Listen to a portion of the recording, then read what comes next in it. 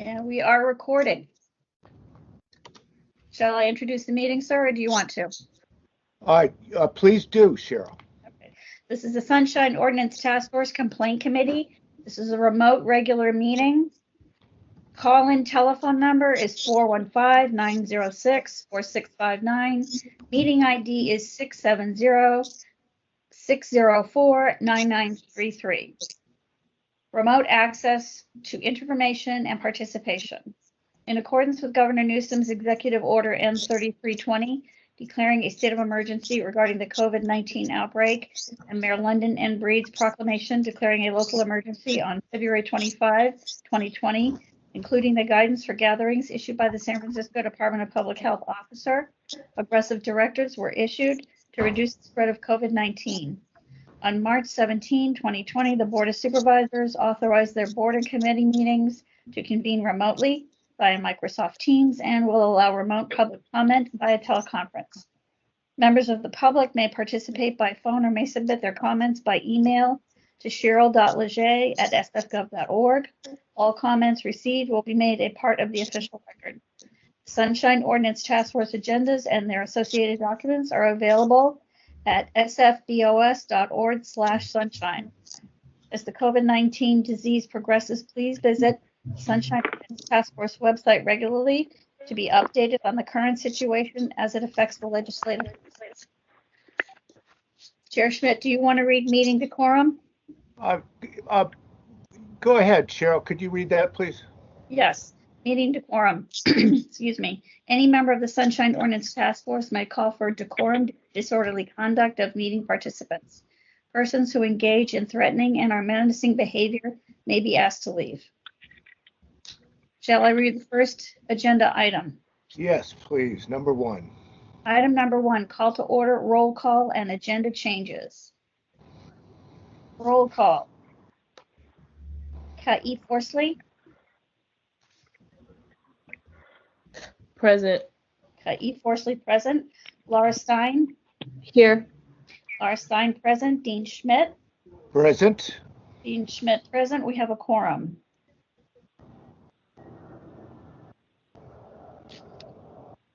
Agenda changes. We heard from the petitioner in item 7.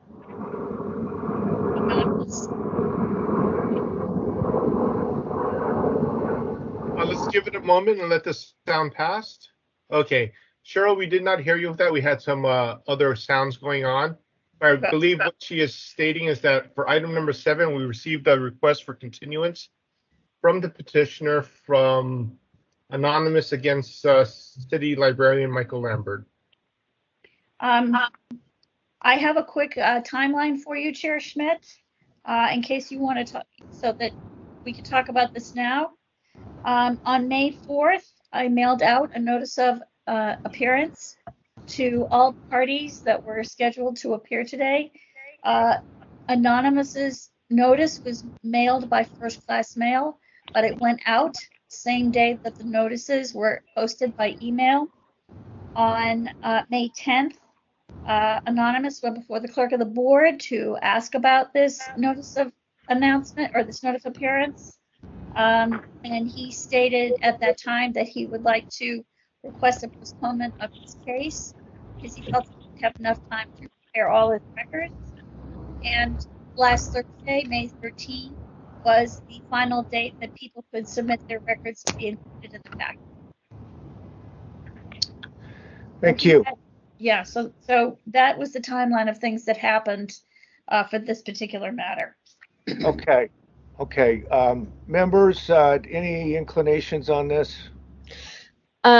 This is Laura Stein. I would be inclined to postpone. I mean, one of the things when I reviewed this case, it's not clear even from the case notes when he got his, or he or she, it's anonymous, right? So he or she got their materials. Like clearly the materials were supplied at some point, but they don't give a date as to when that was. So I feel like it needs to be a little bit more complete to know if there was a failure to respond in a timely manner. He didn't, he received his notice of appearance, which stated the date of May 13 as the last day to submit written materials. He felt that he couldn't get his records Right. together by then, and so that's why he requested a postponement. So Yeah. he did things in a timely manner. The only way to get in touch with him, with this particular petitioner, is via first-class mail. Right. No, I'm just saying that the violation is for 67.21, failing to respond in a timely and complete manner. And since we don't actually have, like, we can see in the case file that the materials that were requested were eventually supplied, but there's not even a date given as to when that was. That's what I'm referring to. Oh, I see. I apologize. That's right. This is Victor Young. I don't believe the I'm missing the words, but I think the only thing that we are discussing at this point in time is whether or not we should continue the matter and not the aspects of the complaint. Yeah, I think we should continue it because the file is not complete and they've requested a continuance. So I would continue it. That would be my position. This is Laura Stein speaking. As chair, I'm perfectly open to moving this, continuing it. How about public comments, please? A motion has not yet been made, so once the motion is made, they will accept public comment. This is Victor Young. I believe that you should still make a determination of jurisdiction in order to comply with the 45-day, even though it's probably long gone because of the COVID issues. We should at least make the determination of jurisdiction and continue at the same time. Well, I would be happy to make that motion if we're ready for it, and then we can take public comment. Are people ready? Sure. Yeah, so I will make the motion that we say that we do have jurisdiction in this case and that we will honor the request for continuance.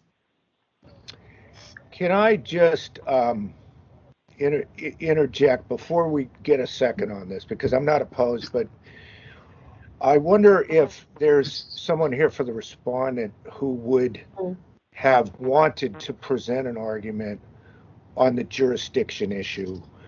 I wonder if, or maybe they would be fine with this, the idea of we establish jurisdiction. I'm thinking maybe we just quickly ask to hear from them. Is that okay with the members? Yep, definitely. For me, Okay. it's fine. All right. Yeah, I mean, it's fine for me too, as long as, it goes, Victor's been interjecting a lot of process stuff, so as long as it's fine in terms of that. Yeah. This is Victor. There is no issues with that. I believe that City Librarian Michael Lambert is on the line, and he can comment. This is Margot Schaub, Oh, representing my apologies. Michael Lambert and the library.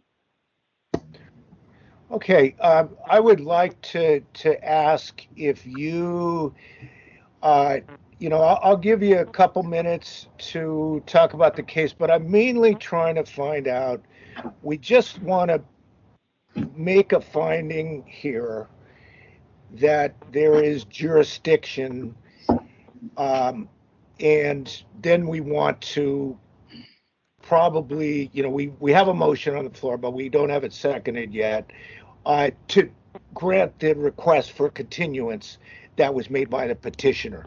What response might you have? I don't know if I can weigh in if you have jurisdiction, but I can tell you why we believe that this is a moot request, because he asked for something from the commission, but the commission doesn't have jurisdiction over it. So there was nothing to respond to, and we sent him a letter saying that.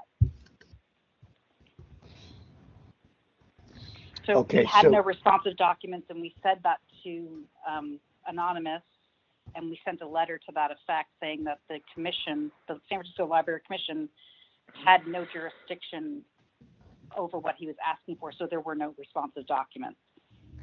Is that because the commission didn't have the documents, but they were held by the library itself? No, the requester asked for a number of library documents in around the same issue, which we did provide. There were numerous of them.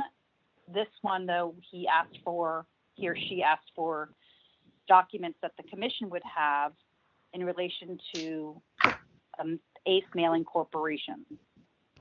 And we let him know that the Library Commission does not enter into contracts or have any communications with this organization. So we didn't have any responsive documents. So that was our response. Okay, thank you. Sure. I think in the circumstances, I understand that maybe there will be some remaining issues about the documents. It does sound like they're documents that would come within jurisdiction, though I understand the contention that it wouldn't be possibly within the jurisdiction of the commission. So for that reason, I would like to second the motion that's on the floor. And so then I think we have a seconded motion, and so we can go ahead and hear public comment on that.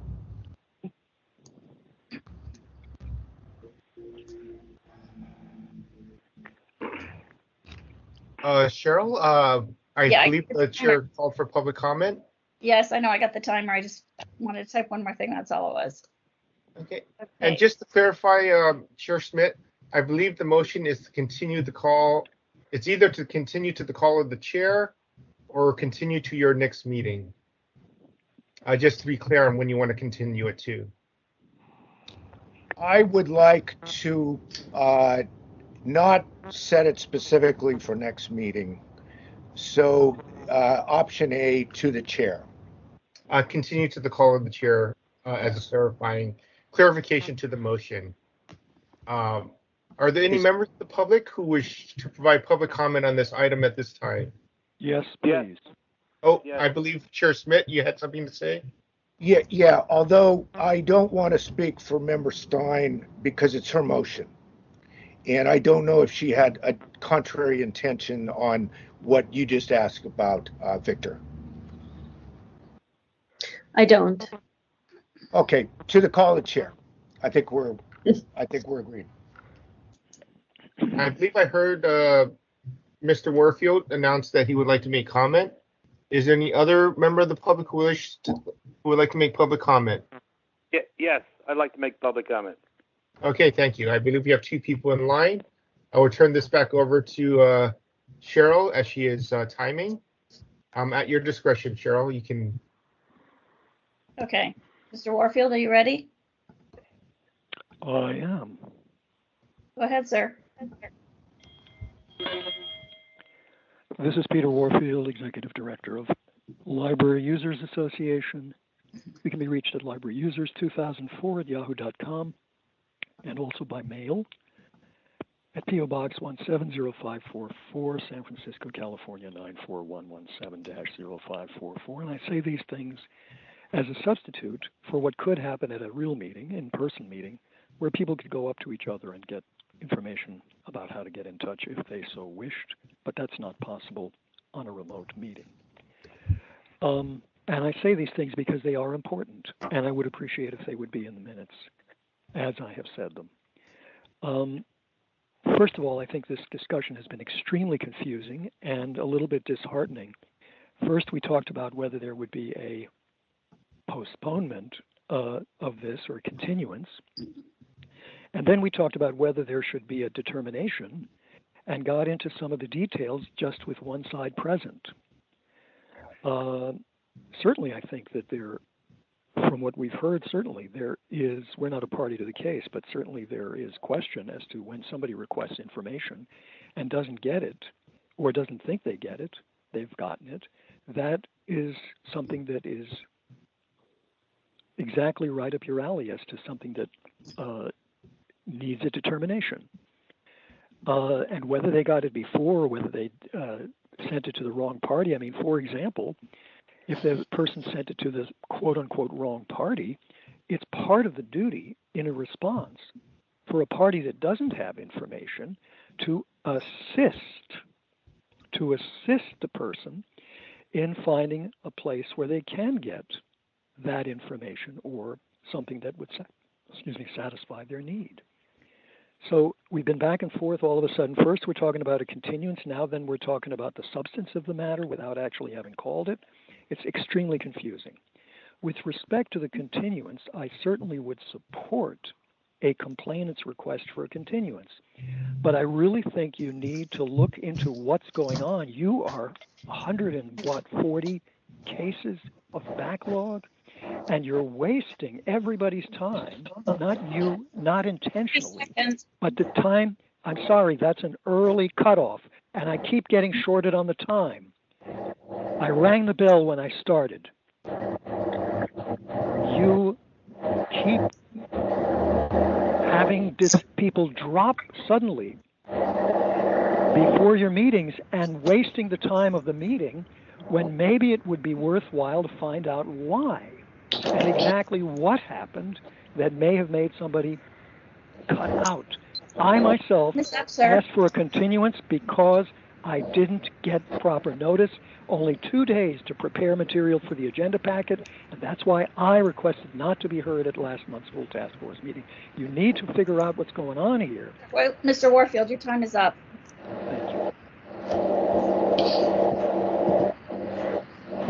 Thank you. Next up for public comment. Hang on a second. Victor, can you mute everyone to get that sound out of the... Thank you. Okay, are we all set now?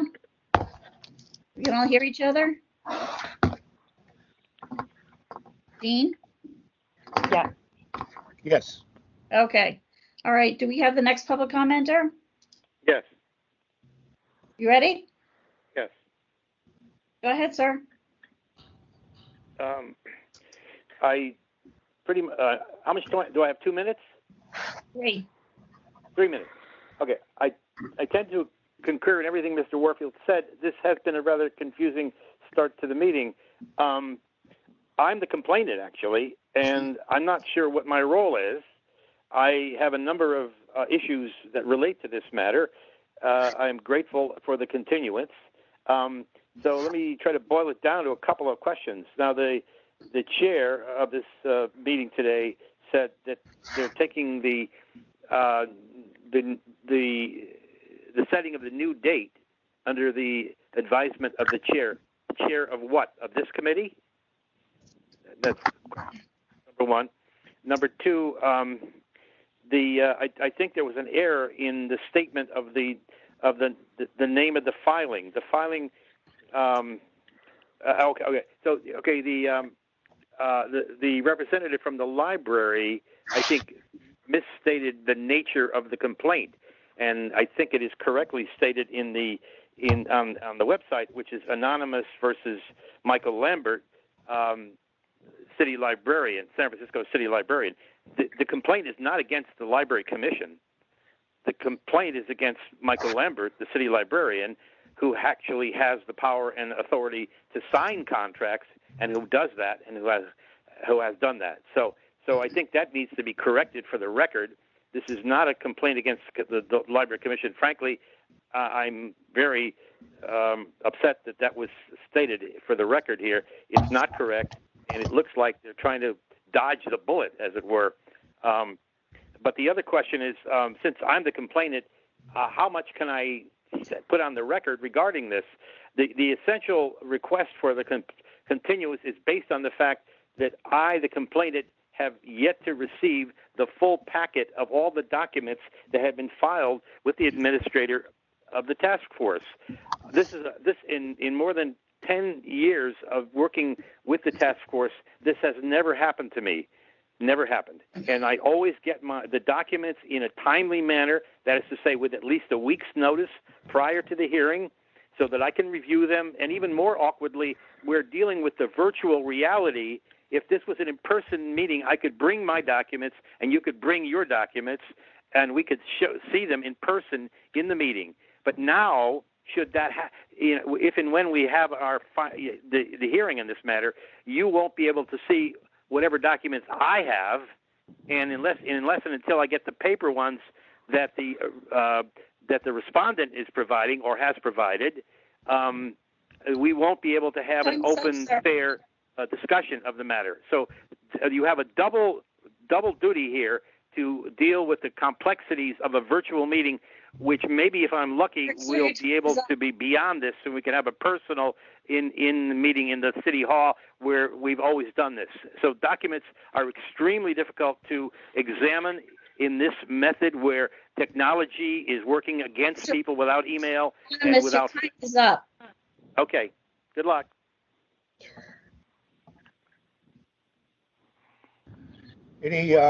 Thank you. Anyone else for public comment on this item? Sounds like not. Any from the members or from Cheryl, from Victor, anything before we vote?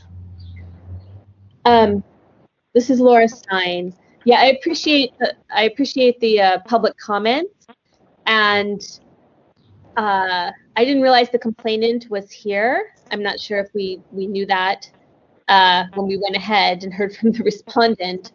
But I just wonder, can I ask a follow-up question or two to the complainant? That's fine. It's about the continuance. It's not about the case itself. I mean, and I will just say, like, my understanding of the case is that, you know, I understand it's against Mr. Lambert, and Library Commission might have been mentioned here or there, but it was clear that that wasn't really where the documents were. So to me, it's neither here nor there in this case.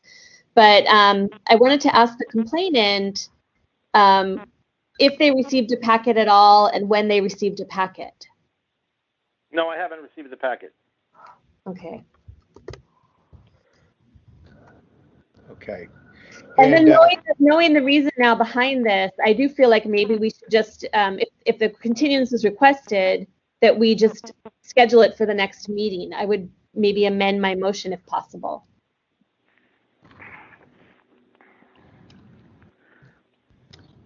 I'm amenable to that motion, to the amendment to the motion. Does anyone believe we should open it then for public comment because we have made the amendment? Victor? I don't believe you need to. Okay. Yes, I think you should. Substantially, it's the same issue. It's just a different date. I may want to state a suggestion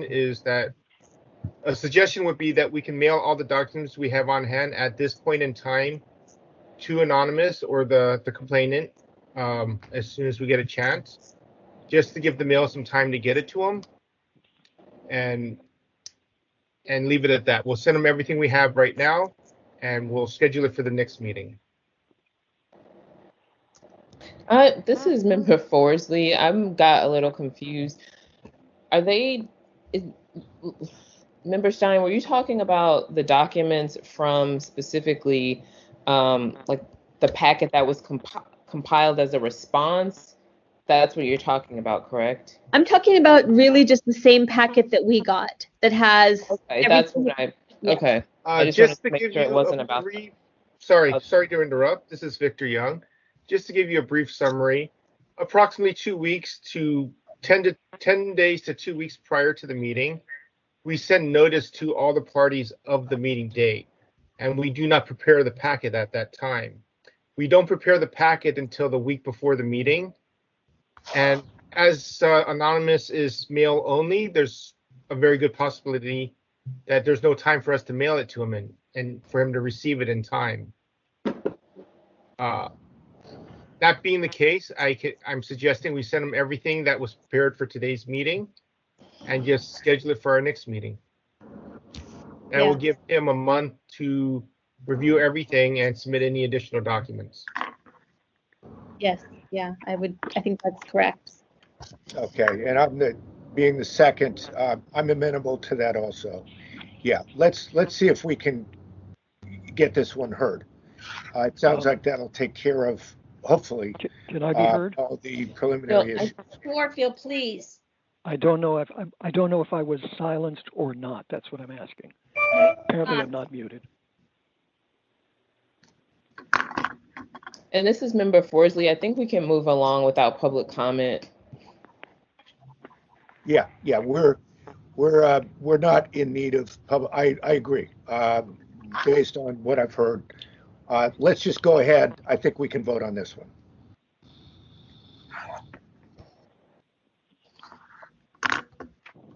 And I just like to, this is Victor Young. I just like to clarify that the motion has been adjusted to continue the matter to the next meeting of the complaint committee. And I will turn this back over to Ms. Legere. Are we ready for a vote? Yes. Member Stein? Aye. Member Stein, aye. Chair Schmidt? Aye. Chair Schmidt, aye. Member Forsley? Aye. Member Forsley, aye. The motion to continue the matter to the next complaint committee meeting passes. The petitioner will receive a second packet of records as called by this motion. Okay, thank you. Let's go on to the next number. Item number 2, approval of the April 20, 2021 complaint committee meeting minutes. I have a copy of the minutes. Does anybody have any suggestions? This is Member Stein. Just in the beginning, sorry, I have to open that file on my computer. Just two small things. Let's see.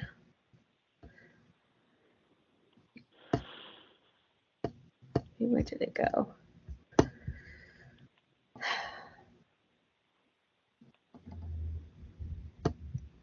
Yeah, so just on page P2, under item 1, says on the roll, On the call of roll. the roll, chair, blah, blah, blah, were noted present. And then it just says, there's a little sentence, member was noted absent. That just needs to be taken out. It's just confusing. And then that's the only correction I have. I did have a question about follow-up to the minutes, but that was the only correction. What's your question? Let's address it now. So just if we did, in fact, send a note to the chair to ask if we could get the deputy city attorney's advice on where we are with the mayor's, the status of the mayor's proclamation about sunshine ordinance. Did we actually go ahead and forward that something to the chair? And that was under item 11 on the minutes.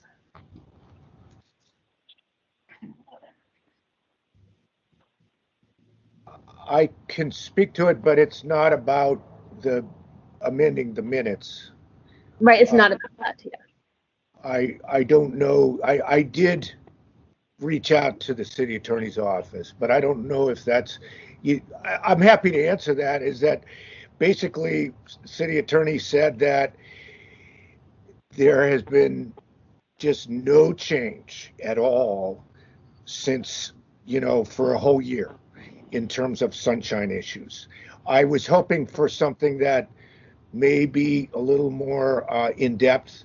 I don't know if in depth would be anything further than that, but the two deputies each told me, just in a sort of a 2-sentence response, no change at this time.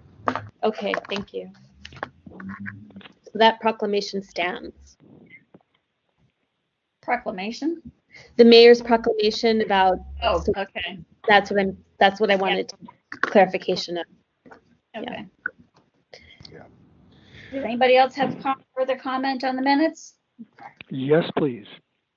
No, Mr. Warfield, not public comment. I'm talking to the committee members. Nothing from me. Kai, do you have any comment? No.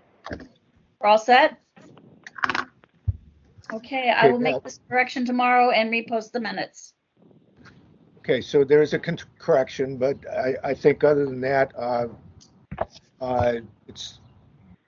let's go ahead and open up for public comment on this matter. Has a motion been made to approve as amended yet? My apologies if I missed that. No motion has been made. No We need motion. a motion to approve the minutes. Thank you, Victor. Thanks for the reminder on that. Yeah, let's go ahead and see if we do have a motion to approve with the amendment.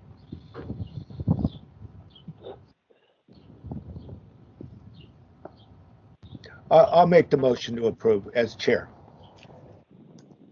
I'll second it. This is Laura Stein. Now let's go ahead. We can do public comment on this.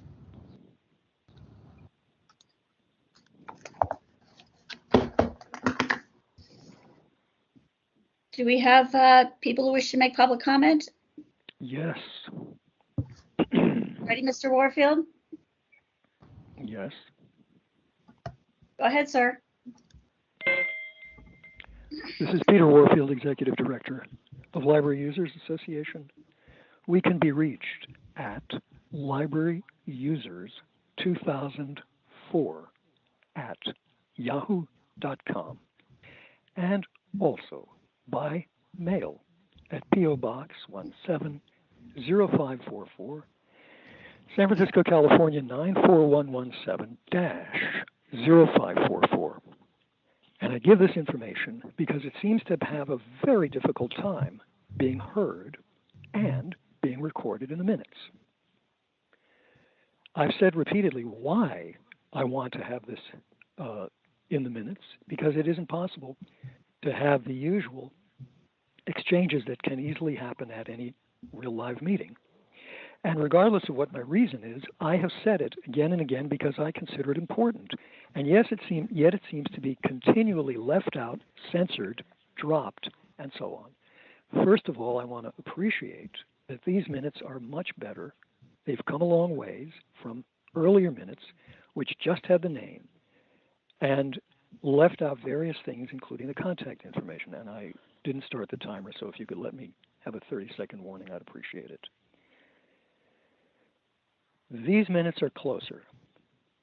Peter Warfield, Executive Director of Library Users Association, P.O. Box 1, doesn't say P.O., but fine, Box 170544, and then the zip code leaves out the suffix, which is the box number 0544. But it leaves out the way that most people get in touch and the way that I mentioned first, and by saying also, indicate that perhaps the post office box is secondary. And that is the email address. Why has the email address been left out? Why is every time I speak about this censored or dropped?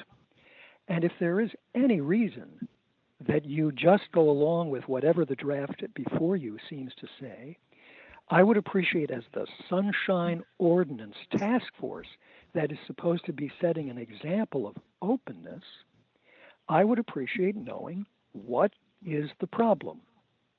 Why can't these minutes 30 seconds. show what I have said?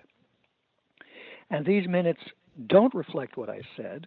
They say, commented on there not being an opportunity to approach people in person while participating in the hearing. Well, that's pretty obvious, but I mentioned that as a reason, an underlying reason to put the information that I've stated into the minutes. And that's why I'm saying it in person. And I would appreciate knowing, if you don't want to change it, I would appreciate, as an open government rep, what is the reason? Why?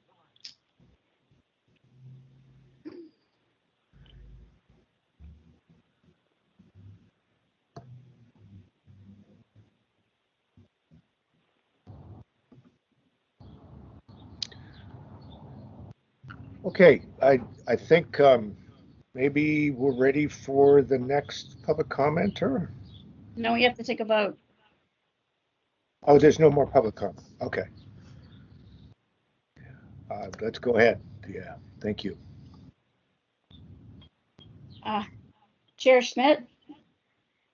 Aye. Chair Schmidt, aye. Member Stein? Aye. Member Stein, aye. Member Forsley? Aye. Member Forsley, aye.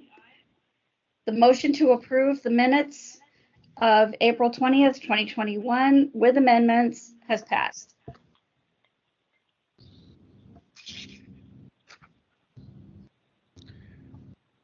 Okay, and so it looks like when we're ready to go, it's time for number 3, general public comments. Go ahead, Cheryl. Item number 3, public comment. Members of the public may address the committee on matters that are within the committee's jurisdiction, but not on today's agenda. Do we have public commenters? Yes. Okay, I'm 2. Okay. Are you ready, Mr. Warfield? Yes. Go ahead, sir. This is Peter Warfield, Executive Director of Library Users Association. We can be reached at libraryusers2004@yahoo.com and by mail at P.O. Box 170544, San Francisco, California 94117. And I notice as I say this that the minutes have the P.O. Box incorrect for my comment. So bravo, bravi, you've done it again. The main point I wanted to make today was that I really think, well, first of all, I'll say that there's basically no stronger social cut than to ignore somebody. You have a right to make discussion about the minutes. I'm not bringing up something extraneous. There's no reason why you can't discuss it, and there's no reason why you can't say, what's your reason? That was what I was asking for from the Sunshine Ordinance Task Force, which in the past, and still I think people expect, would be a model of how to run things. Now, with respect to some background material about how you operate and how you ought to operate, in my view, to understand what's coming up. Library Users Association made a complaint against the Library Commission regarding our inability to make a public comment. Now, I'm not going to go into any details that aren't already public knowledge. One of the things that I think is urgently needed is the experience of understanding what it's like to make comment and to be present at a meeting by phone. In my experience, limited experience, there is a lack of understanding from people who run meetings about exactly what faces people who are participating in the meetings. So while we say it's a public meeting, you don't hear, and neither does anybody on the recording hear what I hear. When I press *3 or *6 to make my interest known, you don't hear what happens with the system butting in to say you're muted or unmuted. By the way, the task force is in a particular peculiar situation because you don't block people routinely as other bodies do. So I would beg you to, before listening to a complaint about this kind of access, that you test it yourself by trying to make public comment at several meetings. Try using the commands that you can as a phone caller and see how different the experience is and what kinds of difficulties you might have or frustrations or uncertainties. Time's up, sir. Thank you very much.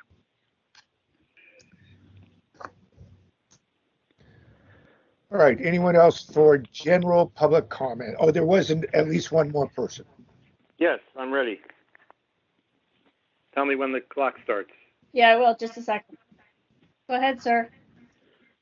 Okay, I'm one of thousands of San Franciscans who have neither a cell phone nor a functioning, reliable email address, for which reason it has always been crucial that I'm able to reach government offices with a live person such as the administrator of the task force. The administrator's standing phone contact policy has recently changed for the worse. Prior to December 10, 2020, the public was always able to reach Cheryl Legier at her office phone at 415-554-7724. If she wasn't there, we would just call you back. Okay. When she was off-site during business hours, this connection was often probably through a connection to her cell phone. That's her business. But the connection, the availability, this is also a problem. This is really most terrible problem. I've always used a fax, sent my complaint or comments via fax, and followed up with a phone call to the administrator. And when I spoke with the administrator, I would ask whether she received the fax, and we would be done with the matter.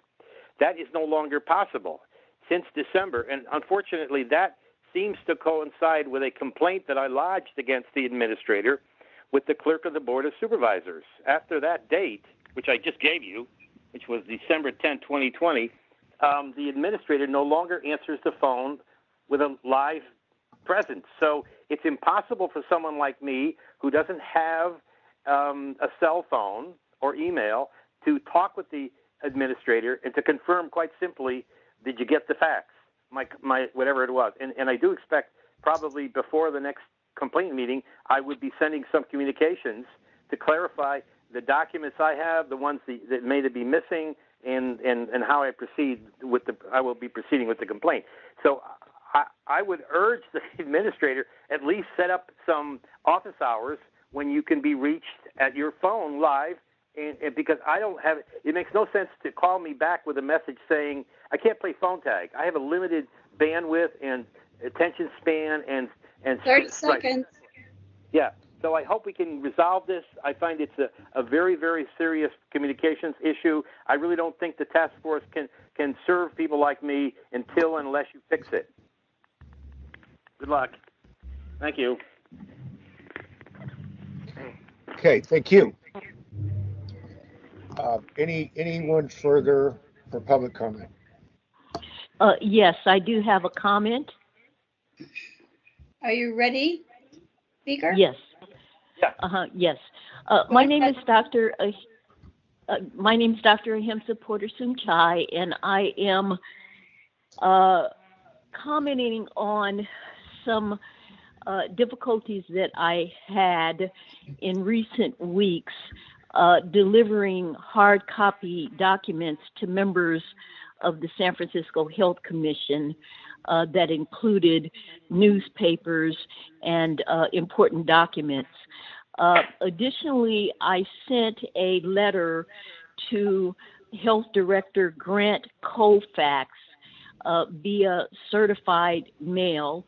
It was an important communication that regarded a meeting that I had with high-ranking officials with the federal EPA, and I sent that at my expense via certified mail, and I never received a confirmation of receipt by the director.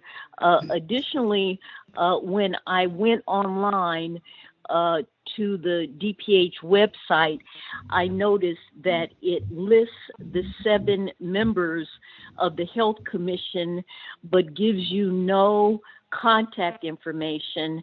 The Secretary of the Health Commission, Mr. Mark Morowitz, is also depicted on the page. There are photos of each of the members of the Health Commission, but there is not contact information for him.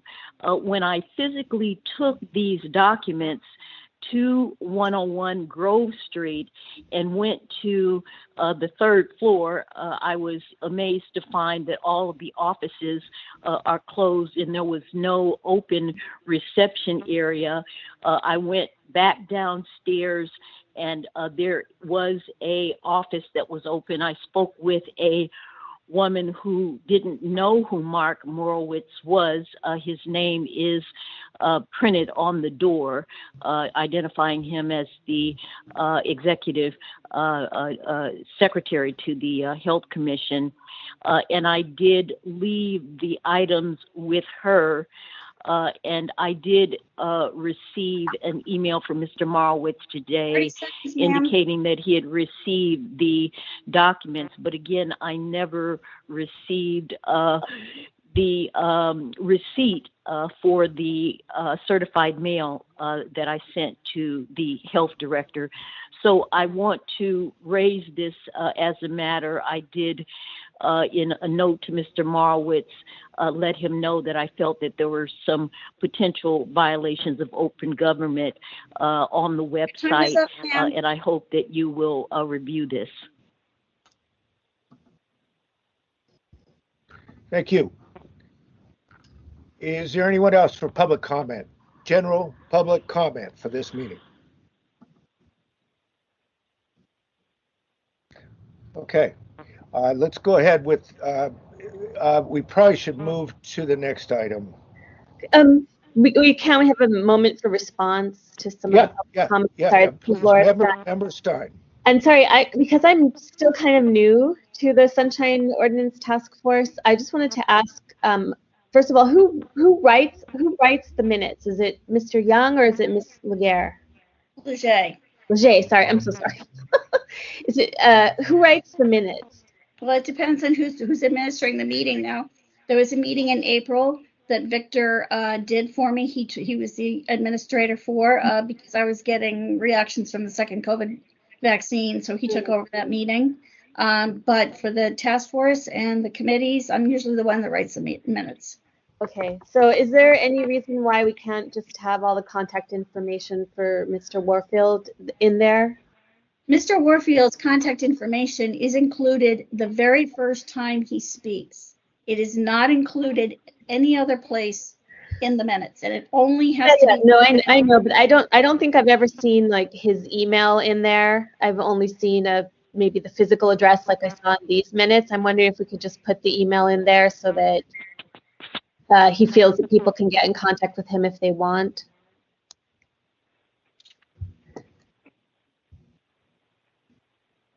And then I just also had a question about what kind of office hours.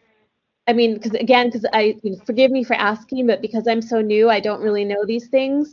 What are you going into office, Cheryl, or are there a set amount of office hours? This is Victor Young. I like to speak to that. Okay. As every department determines their own policy at this point in time. At this point in time, City Hall is still officially closed. And if you do want to meet with somebody, you need to make an appointment. And staff would have to meet you downstairs at the front door to let you into the building. But officially, the City Hall is still closed, even though there is plans to open up shortly. But every department is different at this point in time, as HR is working with all the departments. So does the Sunshine Ordinance have an office and a kind of dedicated phone line and somebody who's there? We piggyback with the clerk of the board's office. Well, we're staffed with the clerk of the board, and we get assigned to administer the Sunshine Ordinance. And so basically, the front staff of the clerk of the board acts as our front counter staff. Okay, and how many? We are not in the office. We have not been told to come back to the office at this time. So no one's in the office and no one is manning the main phone line. We do have someone on the main phone line, but not on the clerk of the board's main phone line. But in terms of the, I'm not sure if the Sunshine Ordinance Task Force has the Sunshine Ordinance Task Force line is separate, and it accepts messages, and we do call back. But it doesn't ring through to a live person. No, it does. It goes to my phone at the office, and it is transferred to my personal cell phone. And I get calls, and I don't ignore the phone. And I will recommend this to one of the anonymous speakers tonight, that I'm happy to make an appointment to speak with this person. But I'm not at City Hall, and I only go in when I have to upload and prepare an agenda. Okay. And can I also ask, are you dedicated to this board 40 hours a week, or are you splitting your time? No, I'm dedicated to the board. Just because I don't know these things. And do you guys know when you will be back in office full time? No, No, it's still unknown, even though everything is City reopened. Hall is still closed. We don't know. Okay. All right, those are my questions. Thank you for answering them.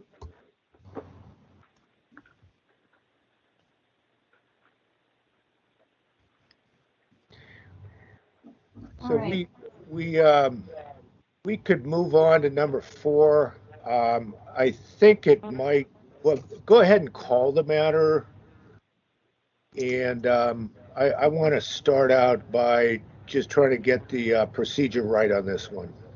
But go ahead and call the matter, please.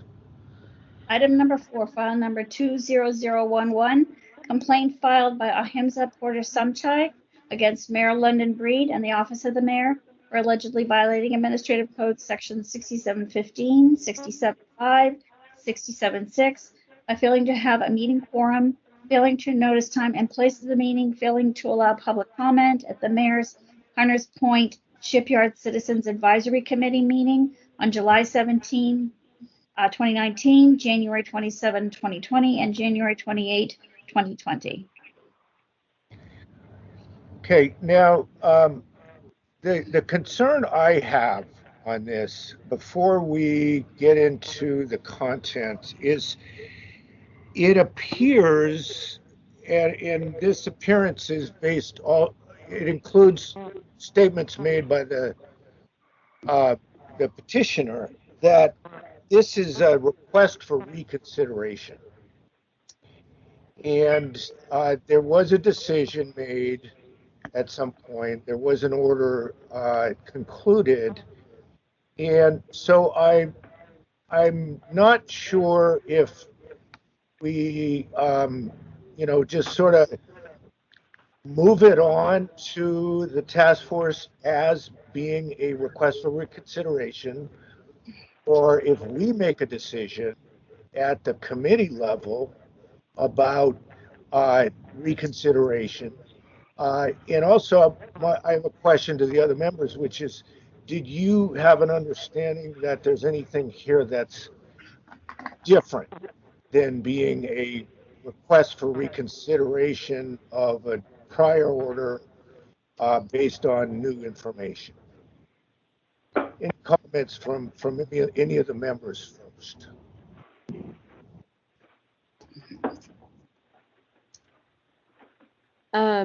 This is Laura Stein. I did read the previous memorandum, I guess, or the order of determination, and it was difficult to figure out what were the new pieces that called for reconsideration. And then it also, for me, was a little bit, I do want to talk to the complainant about, the evidence for some of the, some of the violations that she feels have occurred, because for me, it didn't seem like there was more evidence now than there was in the past, or it wasn't enough evidence to make me feel like I could make a decision on the basis of it. That's why I wanted to talk to the complainant about it. So I kind of was with you a little bit. I wasn't sure if there was enough to go on to make a full reconsideration worthwhile. But it depends on what the complainant can add, maybe. Yeah, that's fair enough. I think at some, whether we do it now or in a few minutes, I will make sure that we give you that chance to talk with the complainant. But let me ask now of Cheryl and Victor, procedurally, do you have any thoughts on does this matter, where it stands, need to be handled in a specific way?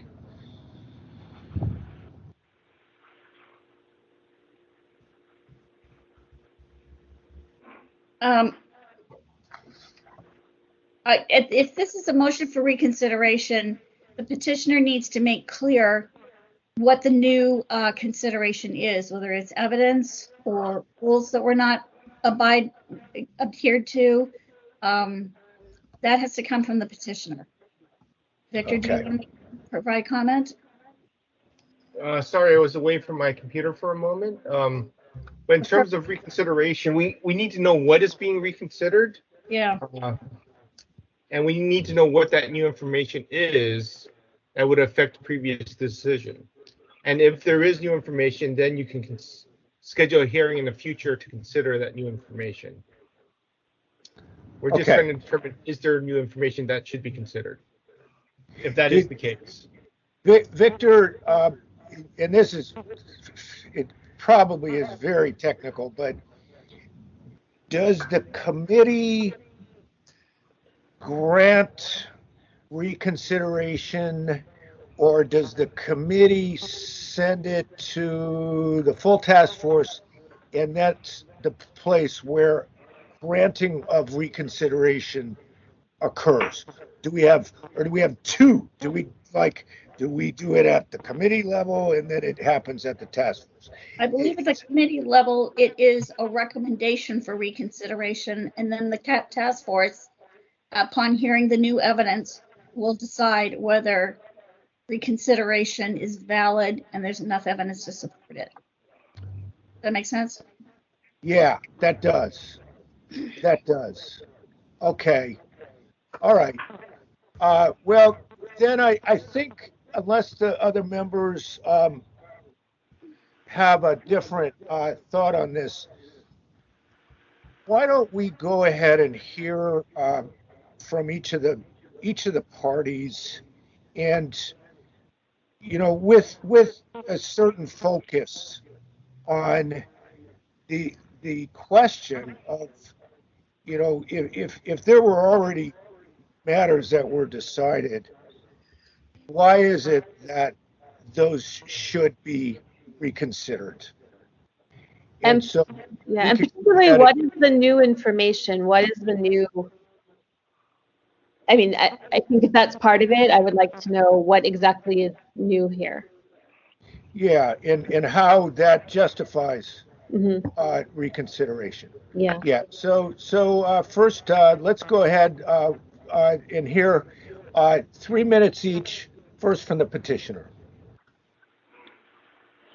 This is Dr. Ahimsa Porter-Soon Chai, and I am the principal investigator, medical director of the Hunters Point Community Biomonitoring program, as well as being the health and environmental science editor of the SF Bayview newspaper. And the reason why you're so confused is because you appear to not have the new response complaint form that was filed on Monday, December 7th, 2020 at 8:40 a.m., in which I explicitly and concisely documented the violations and my request for a hearing before the complaint committee.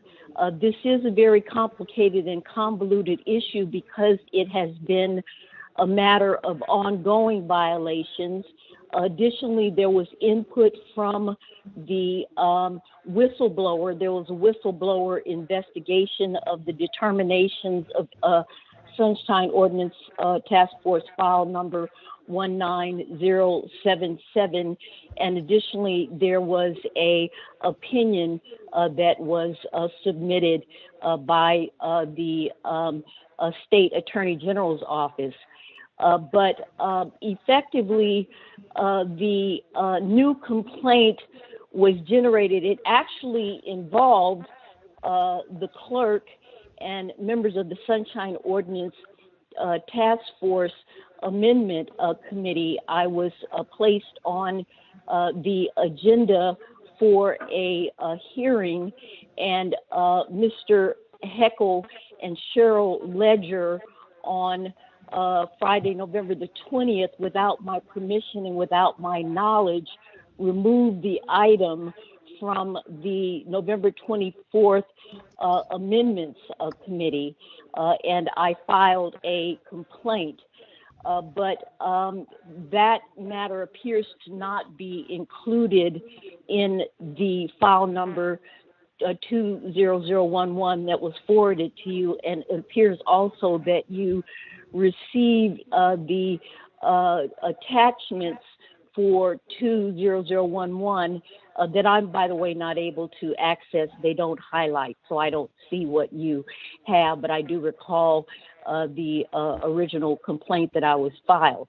So let me just say that the facts are, one, that I have solid evidence that the determination that the Sunshine Ordinance Task Force full board made on September of 2019 was based on fraudulent information. The minutes had been fraudulently submitted, and there was a YouTube video that I submitted that was dropped from the file that documents that there was not a quorum present. Sam, your time is up. Okay. All right. There is sound evidence, and if you will simply look in your emails, I sent it to you. I sent it to Ms. Ledger, and you have the new response complaint form with the information that needs to be reviewed. Thank you. Thank you. Okay. Do we have a respondent present? Yes. Hello. Can you hear me? Yes. Hi. Cheryl. Yeah. Go. Cheryl, are we ready? Yeah. You ready, Okay. sir? Yep. Go ahead. Hi, this is Hank Heckel. Good evening, members of the Complaint Committee. I'm the compliance officer in Mayor Breed's office, here to respond to Dr. Porter Sumchai's complaint. First of all, so this, as we know, relates to the Hunters Point Shipyard Citizens Advisory Committee. Dr. Porter Sumchai's complaints have been directed towards the mayor's office, and I don't think they've specifically been directed towards the committee, but all of the activities complained of really kind of center around the committee, which is an independent body that's composed of citizens in the Bayview and Hunters Point to address issues concerning the remediation and redevelopment of that area. So, we're sort of happy to help out in the mayor's office with the committee in responding and helping Dr. Porter Sumchai with her concerns, but I just kind of want to clarify that. There is someone here from the Citizens Advisory Committee. Elise Vincent is on the line, and perhaps she can address these matters as well. But just broadly speaking, I mean, from what I'm hearing, I don't really hear any new facts or claims. This seems to be kind of the second now rehashing of a matter that was filed 19077 that Dr. Porter Sumchai brought last year, or maybe it was quite a while ago, maybe it was in 2019, which pertained to her alleging that she wasn't given proper notice of one of the committee meetings for the HBS CAC.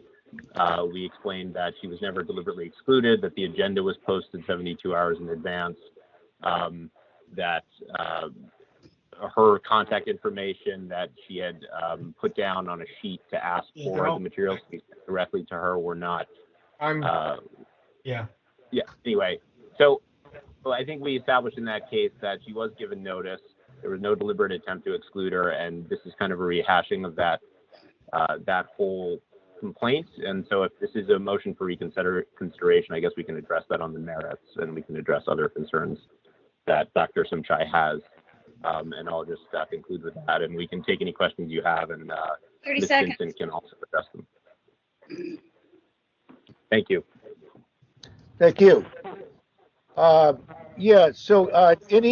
are there any other witnesses, speakers here to speak on this case for either the claimant or the respondent?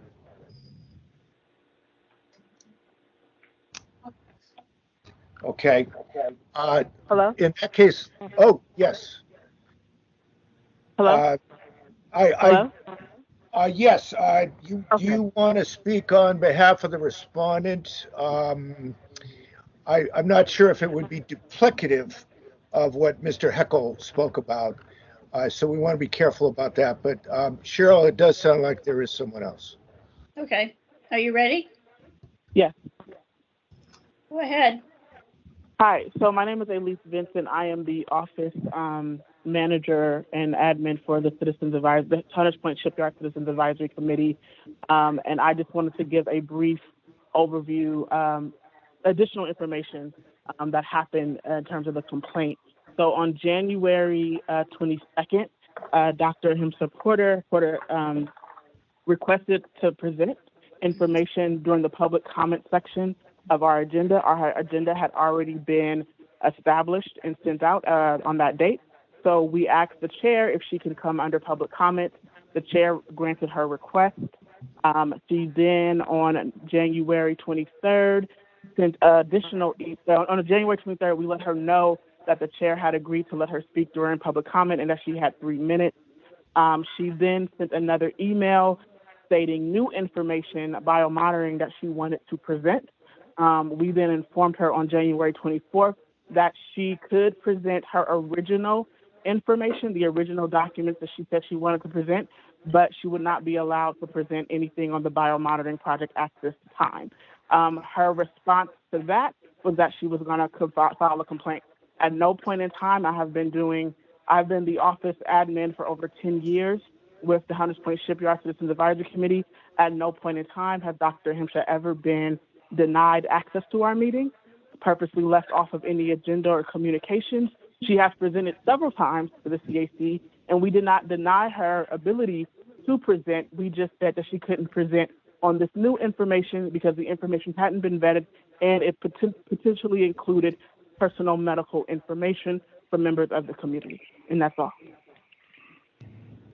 Thank you. Members, let's go ahead. Any questions for any of the speakers? I guess I have a ton of questions. I don't know. I do have one follow-up question for Ms. Vincent, because my understanding of public comment has always been that people can just make public comment about whatever they want to during a public comment session. I wasn't aware that there were topics that could be approved or not approved for public comment. Is that, and I don't know if anyone else on the task force wants to speak to this as well, but is that a commonly done thing on this particular committee, that you decide what people can comment on during public comment? No, so there's two parts to that.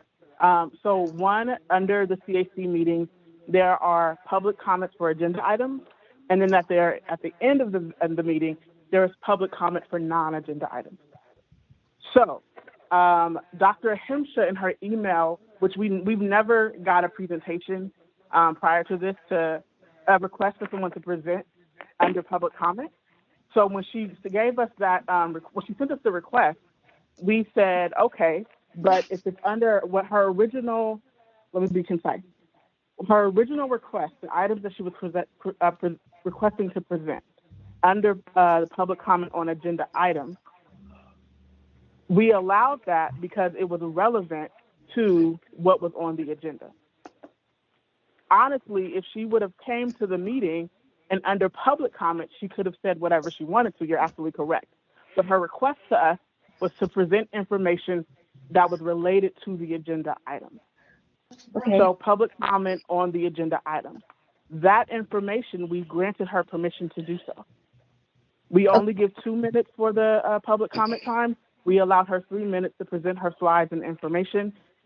Subsequently, she added a different information that was not related to the agenda item. We told her that she couldn't present that part, and she took it upon herself to send the complaint instead of showing up and presenting her information and allowing herself to have the opportunity to say it under non-agenda public items, if that makes sense. Yeah, that makes sense. Okay, and then I had some questions for the complainant, for Ms. Sumchai.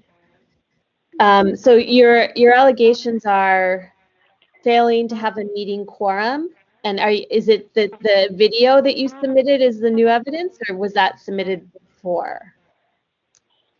It's Dr. Sunshai. I have a Right. MD Sorry. and a PhD Sorry. equivalent. Yes, And yes, I submitted originally a YouTube video with file number 19077 that clearly documents that there was not a quorum, that two of the committee members, including the chair, Veronica Honeycutt, was absent, and Deidre Smith was absent. This was also captured on a live stream with my comment that you have no quorum. The minutes that can be found at the URL that I sent you document that Deidre Smith was present and that there was a quorum when the meeting was called to order. This is fraud, and an independent whistleblower complaint was filed that unearthed this information. So the other information that I'm sorry? So Dr. Sumtra, I just had a follow-up, because real quick.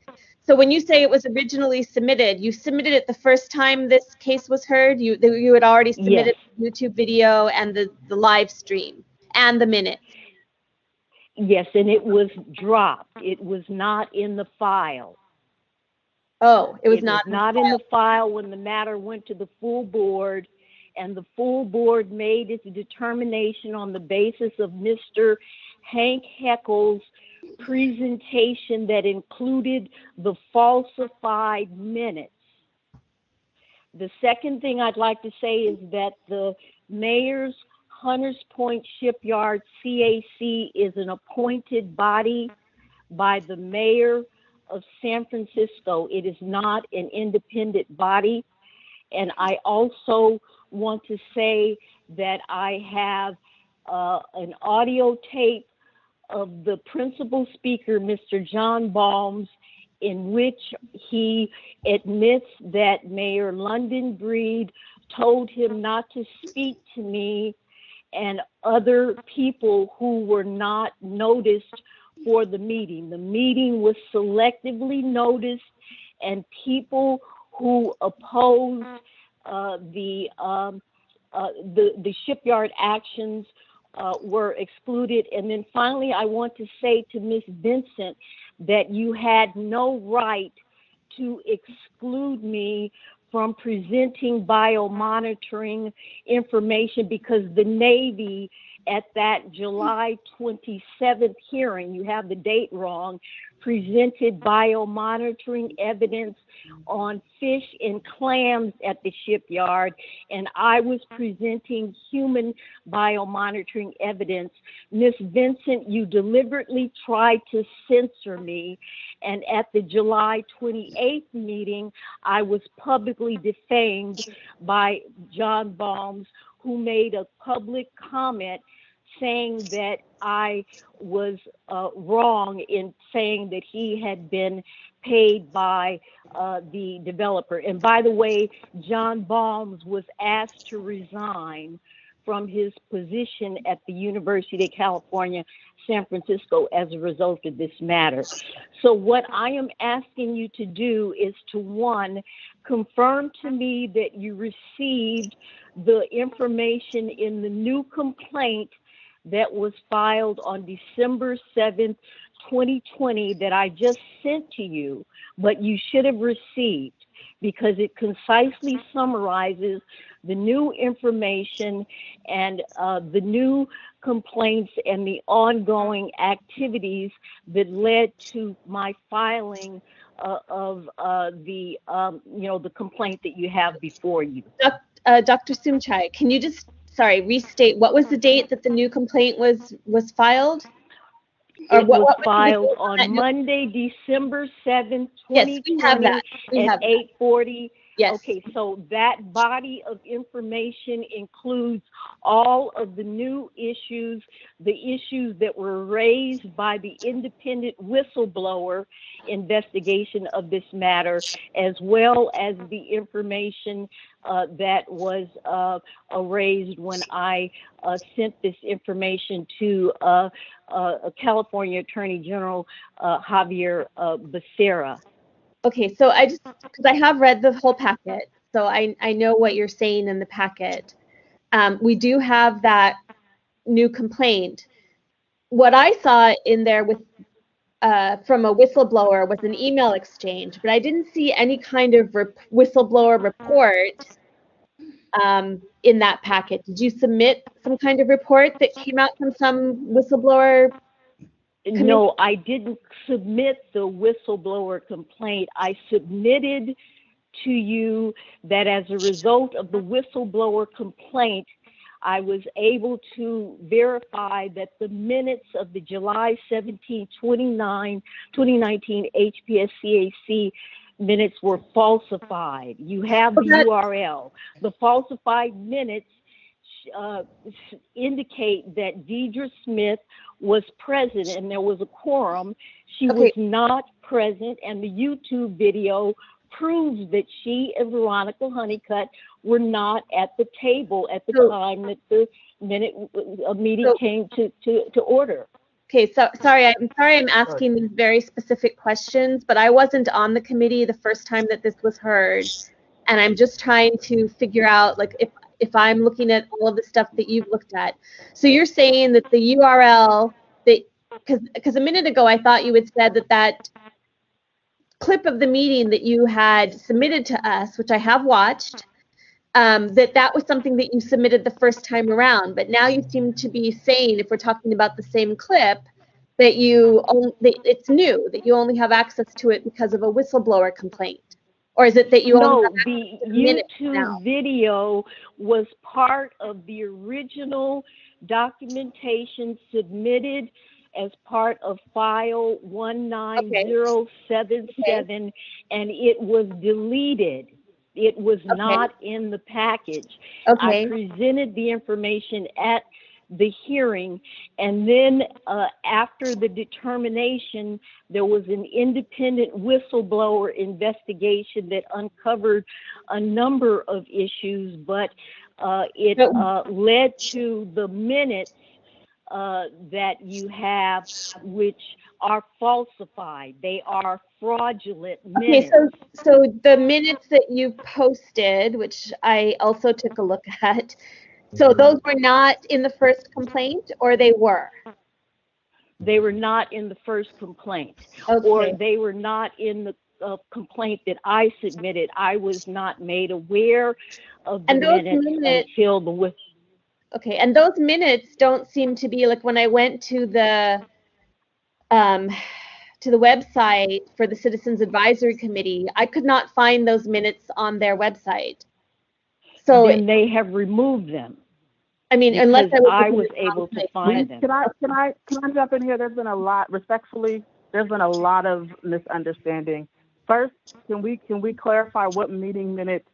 Well, there's a lot of meetings that are being discussed that are not. The minutes of the July 17th, 2019 minutes that were the subject of the original complaint in file 19077. This is Chair Schmidt. I need to stop this. We don't want to have debate among the parties. Okay. I don't want to debate. I'm sorry. There were questions coming from Member Stein, and I think she's still questioning. Yeah, I'm still trying to get straight on a few different things. Okay, and then the state AG office opinion that you mentioned. Yes. I don't know that. Sorry, was this submitted in our packet? Because I don't. It was submitted as part of. Yes, you should have it as part of the file that is before you. That was submitted as part of the file that you have before you.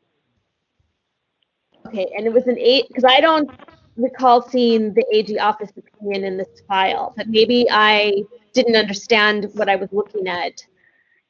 I don't know if anyone else on the committee can speak to that.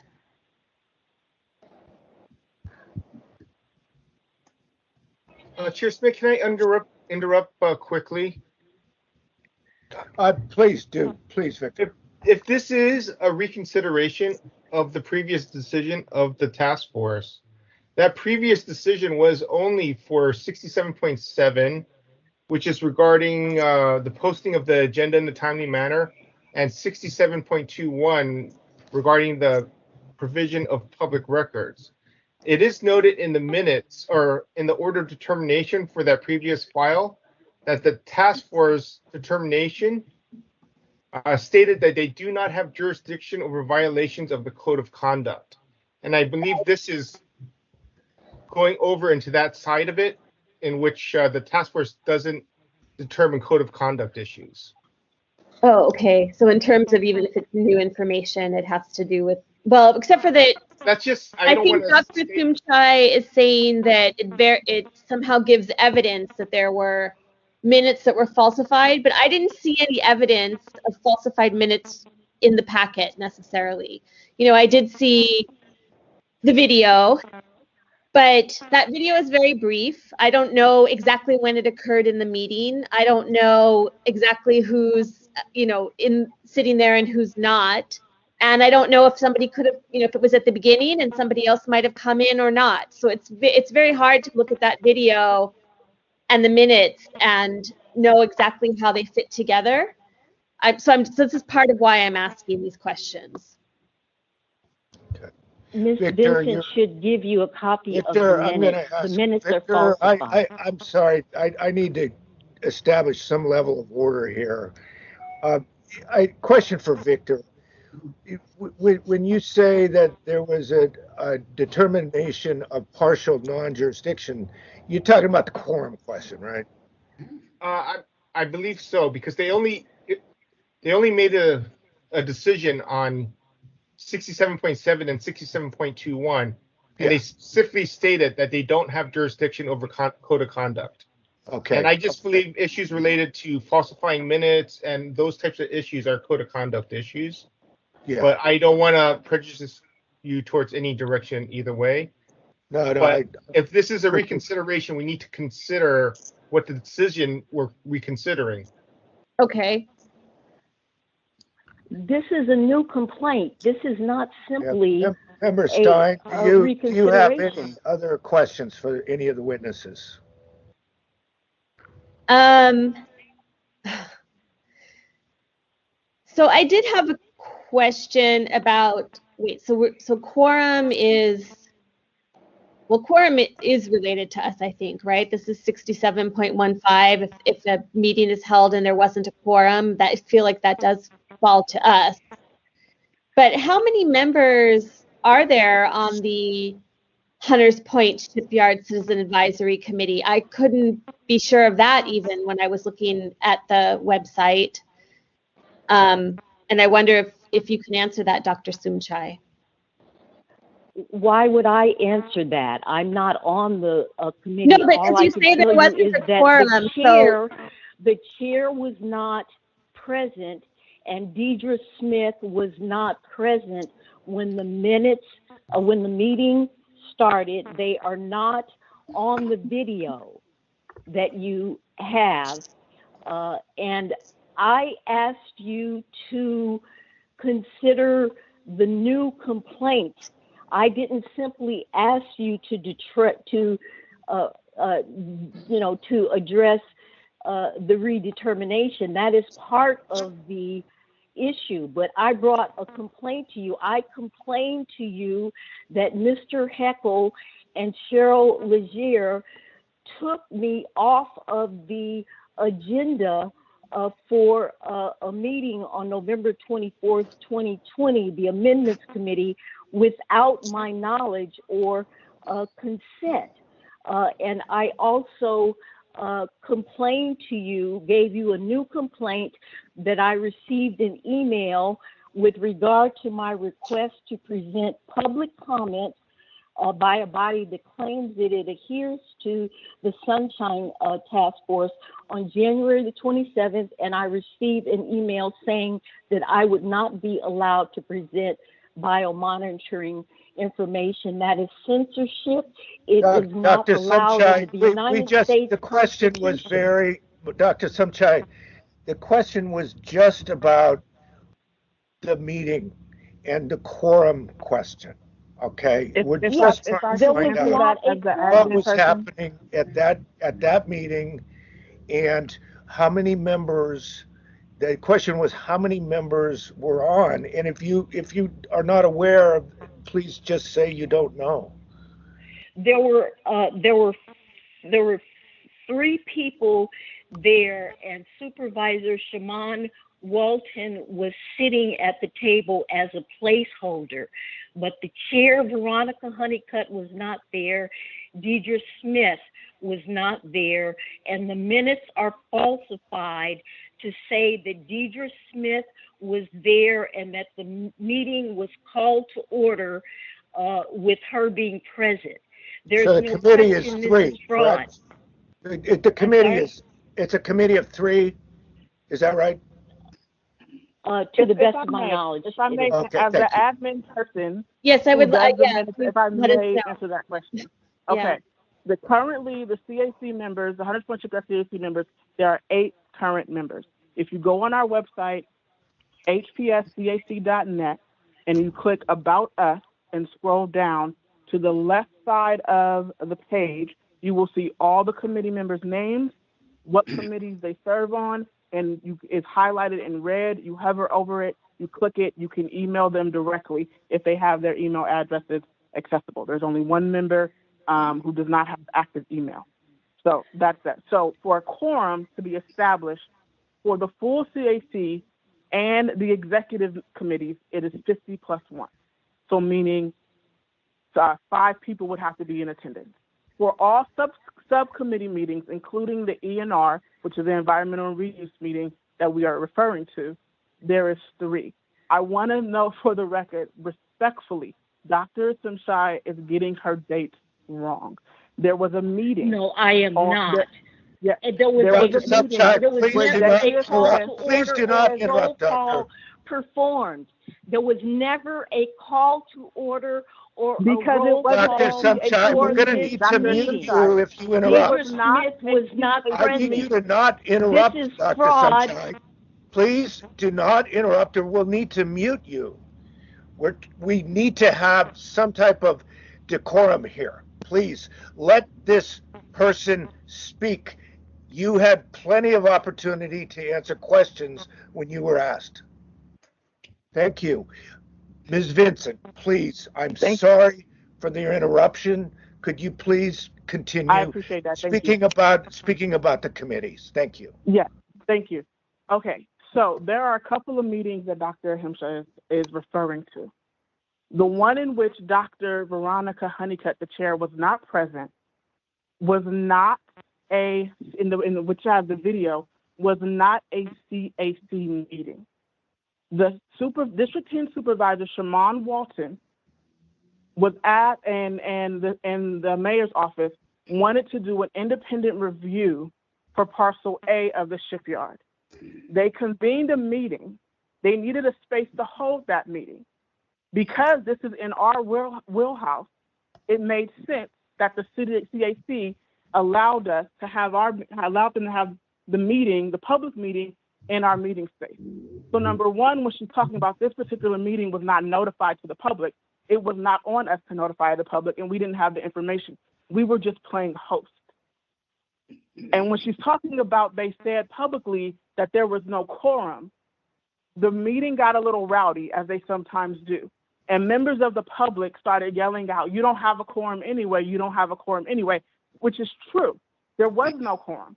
However, we stated to them repeatedly, and this has come up in other actual CAC meetings, that not having a quorum does not allow us not to meet.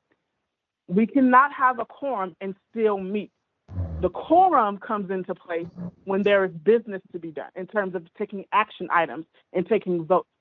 At no meeting where there was no quorum with any action item taken. Very rarely are there action items taken at the environmental subcommittee level. Can So I the ask, meeting she's yes, go ahead. sorry, so, because I'm looking at the minute, you are talking about the July 17th meeting, or you're talking about So a the different? July 17th meeting in 2019, it Correct. clearly states, if you go on our website and click agenda minutes and audio, right? You go down to E&R. You go down to 2019 minutes. If you click on those July, there were only there were 3 meetings that month, that whole year for E&R. If you click on the 2019, I think it's June or July 17th minutes, it clearly says that Dedria Smith, there was a quorum established after roll call. There has never been a meeting. I have no need to falsify any minutes. There's no action being taken. Why would I have to falsify the minutes? Dedria Smith arrived after, and the meetings clearly show on our website, currently, you can go look them up, that for that July meeting in 2019, it says a meeting was established after roll call. The meeting what she's referring to about not having quorum was not even a official CAC meeting. It was a public meeting. Okay, I don't know what's wrong with what I'm doing here, but when I go to your website and I look for that meeting, I find, and this is like Office of Community Investment and Infrastructure is what it takes me to? No. You're on the wrong site. Can you give me the website? Yes. Give me the URL? It's HPS, Hunters Point Shipyard, HPS, CAC, Citizens Advisory Committee.net. And if you go onto the website, if you click agenda, you see agenda agenda minutes and audio. You click that. Or something? No, it's at the very top.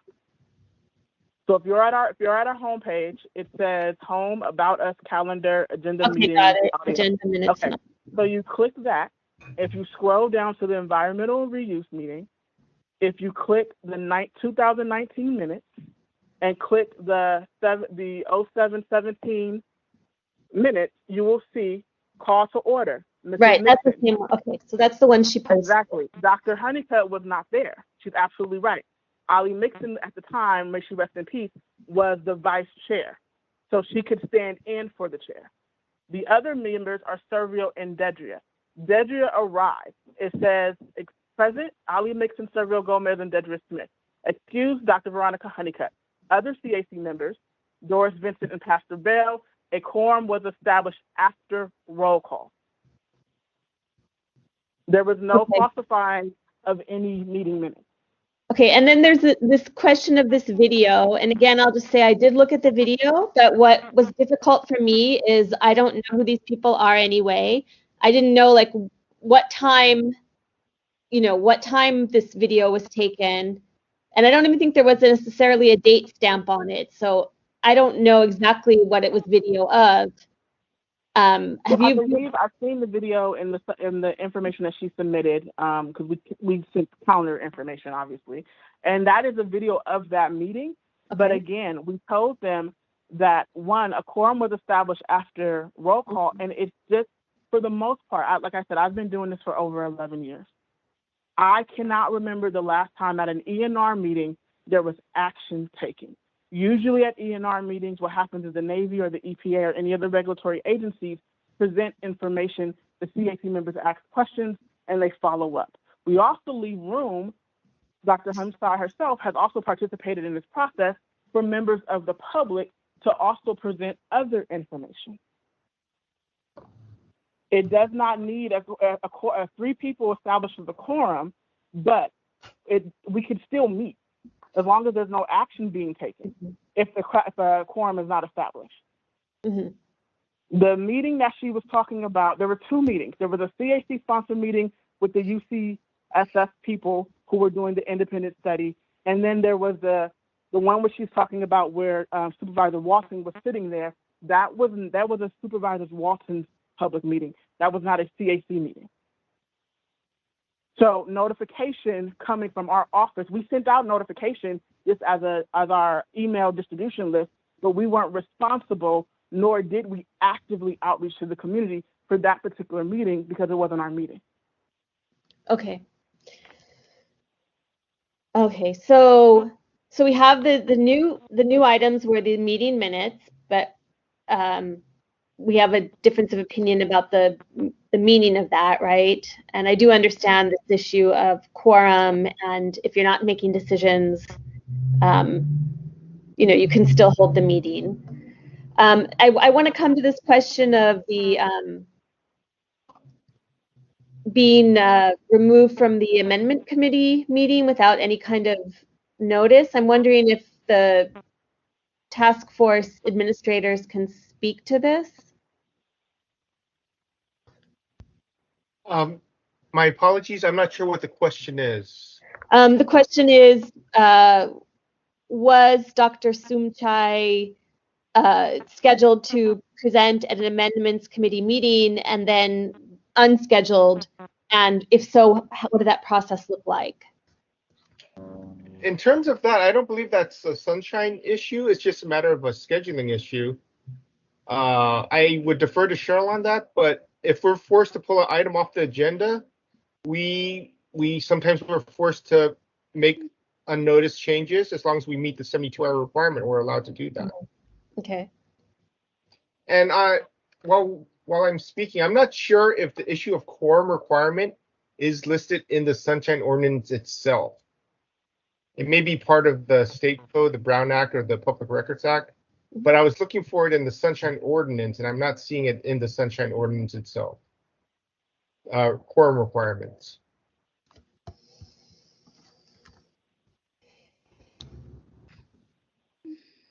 I think it's in the Brown Public Meeting Act. Anyway, I do remember reading that. You know, decisions cannot be taken if there's not a quorum, but that I don't think that it means that you can't have informational meetings. But I should double check that.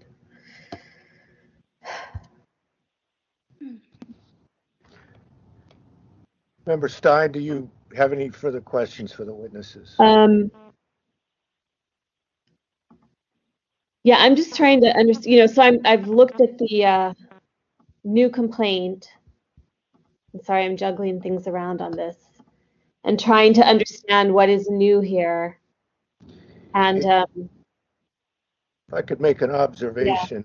Yeah. One new thing that I'm realizing is that they do not contest that there was no quorum present. And so, I mean, maybe there was a violation of quorum, maybe there wasn't, but I think that maybe they don't contest it now, they didn't contest it then, that, yeah, there was no quorum present at the time, you know, that apparently things were happening and this video. So I don't know if the new information would change anything with respect to that issue.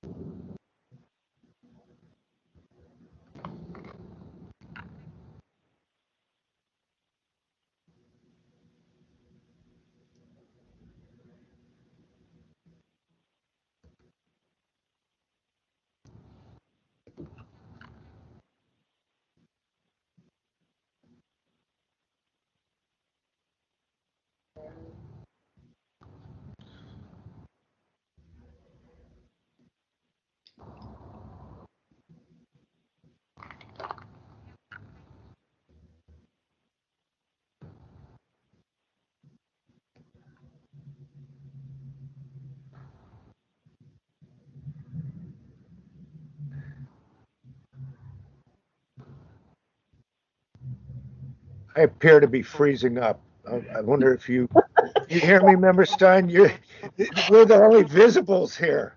Oh, I think I was freezing up, but I'm not sure. I hopefully we're all back here. oh no, I'm here. I'm Okay. sorry.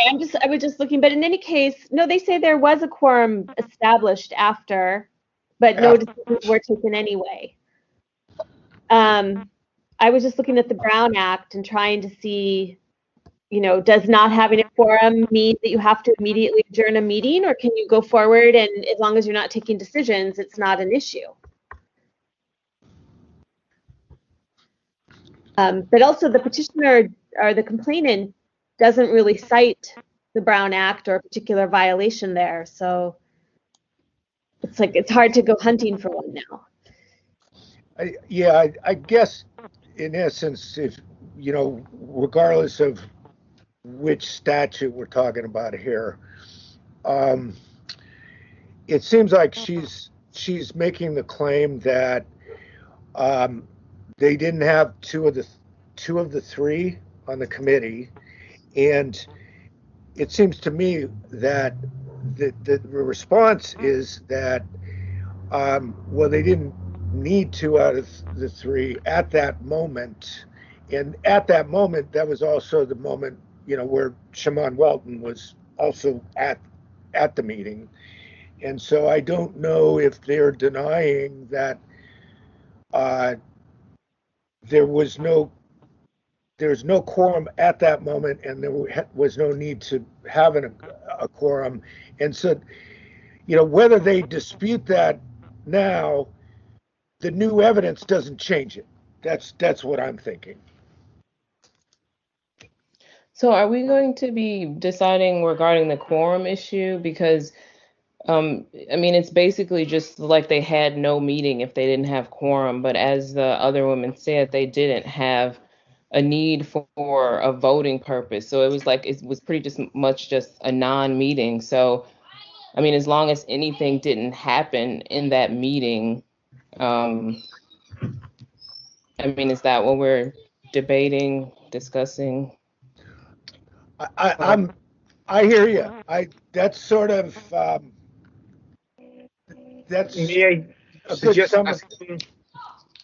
This is Victor Young. May I suggest that we pose that question to our city attorney on the quorum requirements in question? That specific question.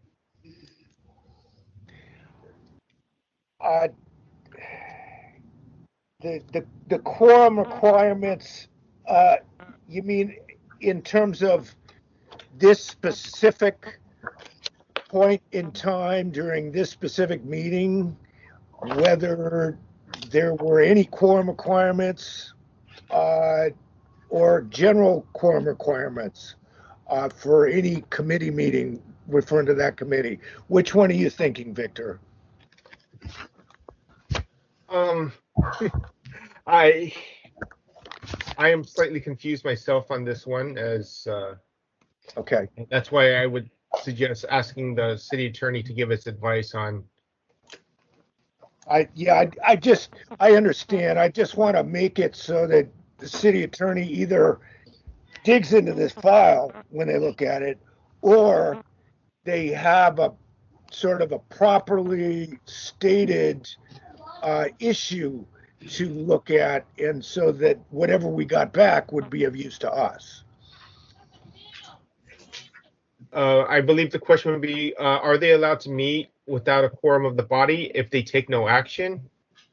Would be the question pursuant to the California Public Records Act. Okay, and we also say specifically with regard to that subcommittee, are they allowed to do so? Yeah, let's make that request. Let's consider making that request. Members, what do you think? Victor's suggestion, would that help? Yeah, oh, man.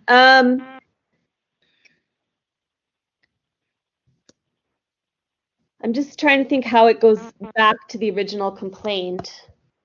I mean, to the amended complaint. So, you know, it's still not, we're still not speaking to any issue of falsified minutes because we can't really know, or we don't have conclusive evidence of any type on that, in my mind. So I believe that would get down to a code of conduct issue. But we can't. Sorry for interrupting. Oh, but code of conduct, we already, Sunshine Ordinance Task Force already decided that doesn't really fall under our purview, correct? You can always reconsider that issue, but it's a matter of, it's allegation of wrongdoing. I don't know if the task force is qualified to make those kinds of decisions, as we are interpreting the Sunshine Ordinance and making a determination of whether or not they've complied with it. And falsifying minutes, I don't believe, is written down anywhere specifically. It just states what you have to put into the minutes. It does seem like in the original determination, there was possibly discussion as to whether they could look at falsification, whether that was within their purview. And it seems like there was a decision, no, we decide right now that we can't do that, we're not going to do that. And so it seems like we would be revisiting maybe something that they considered if we were to grant reconsideration on this specific issue. Mm-hmm. Right. I don't want to misstep, but can I say something that will not for your decision making how you do it, but I just want to clarify because there still seems to be some confusion. There's two meetings we're talking about. One is I'll allow members. Is that all right with you? Yeah. Okay. Go ahead. Thank you. There are two meetings that were brought up. The July 17th meeting, 2019. It's my word versus hers. If she says I falsified the documents or whatever, we also have audio recordings that we can give you. That was an official CAC meeting.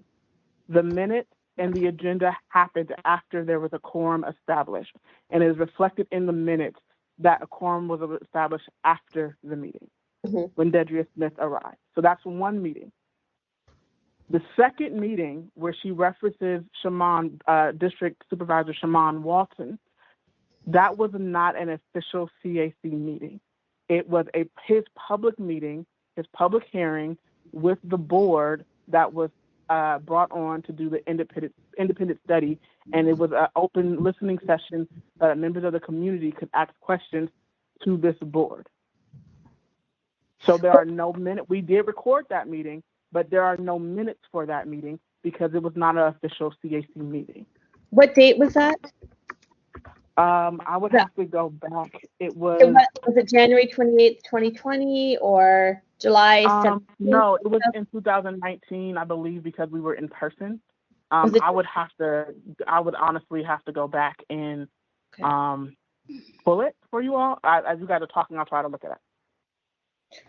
I'm looking now at the minutes. I don't know if this might have something to do with the confusion, but according to the July 17th minutes, Shaman Walton was present. So I mean, he was there. So I'm not sure if that's necessarily a confusion.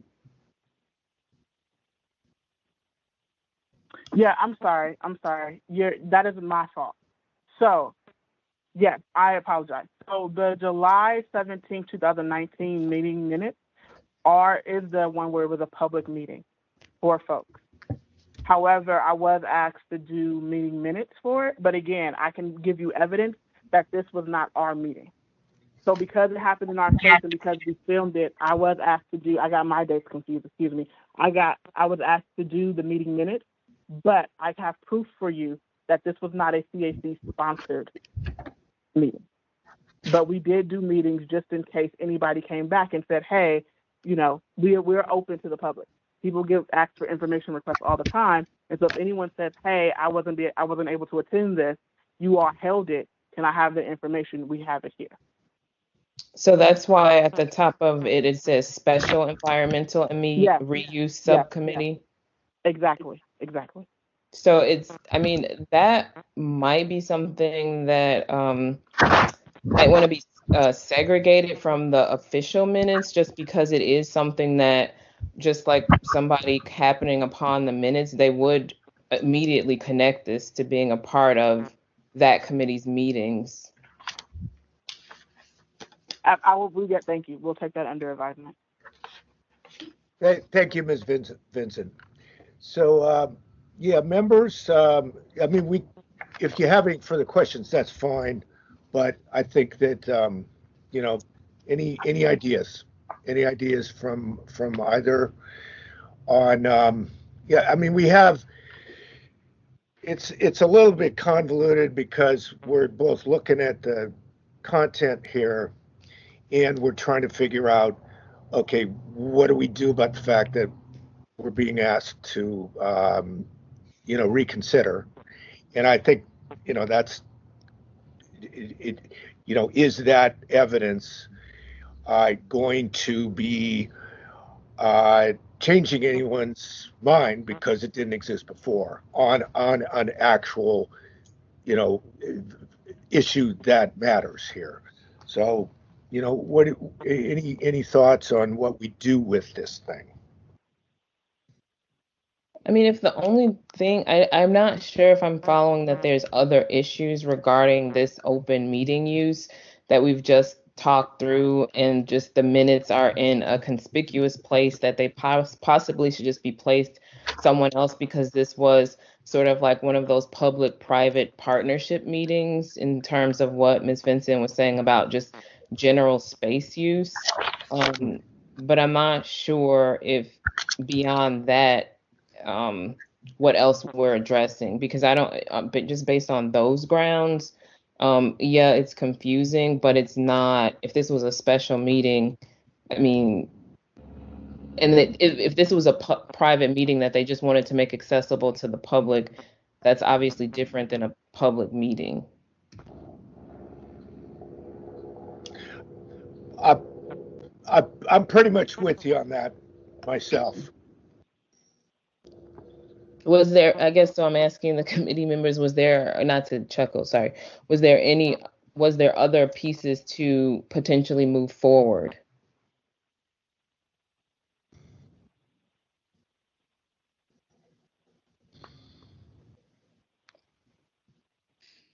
Not that I'm aware of myself, no. I mean, I don't know how much we can sort of decide, but we can make some kind of recommendation and send it for, you know, we could do further investigation. As Victor Young suggested, maybe we, you know, ask something of the city attorney if we think that would change, you know, anyone's thought process here.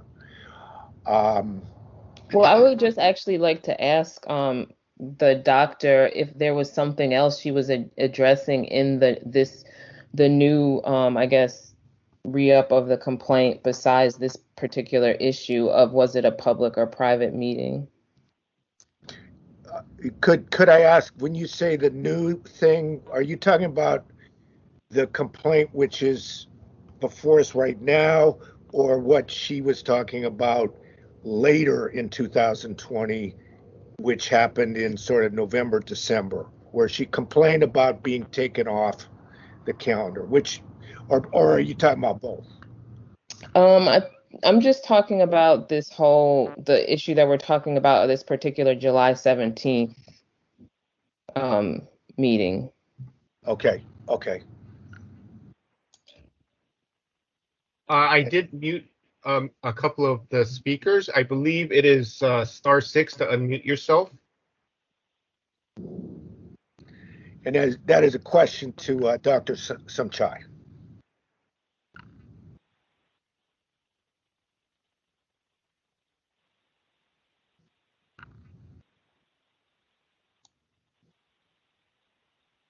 Dr. Sumchai, if you're still on the line, you can begin speaking. If you are still muted, I believe you can press *6 to unmute yourself.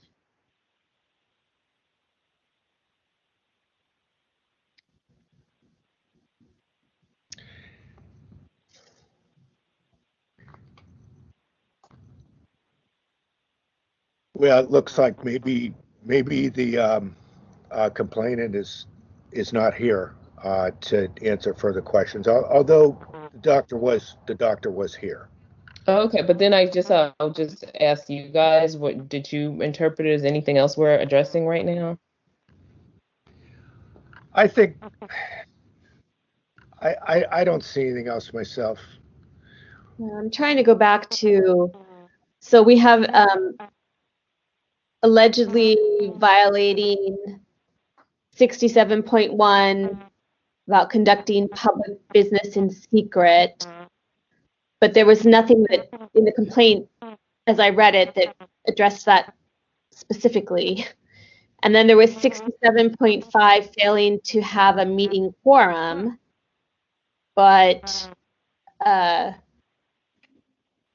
it seems like there was a quorum ultimately for that July 17th meeting, which was the one that was alleged not to have a quorum. Then there was 67.5 failing to notice time and place of meeting, but that was already addressed in the prior complaint, and there's really wasn't any new evidence given about that. And then 67.6 failing to allow public comment, being denied the opportunity to speak, that was already addressed as well, and it doesn't seem like there's anything new on that. And then there was 67.7 over jurisdiction of code of conduct, but that was already determined, and it doesn't seem like the only new evidence there is potentially false, this allegation of falsifying minutes. But if we don't have jurisdiction over code of conduct, then what we do doesn't really reach to that.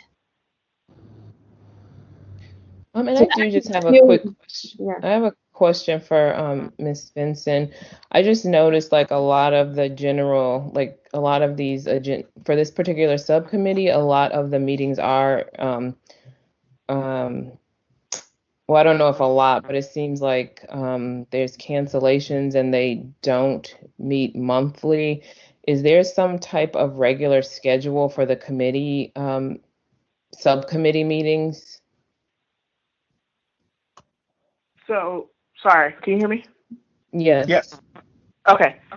So, meeting, each subcommittee, so I'm going to answer that in two parts.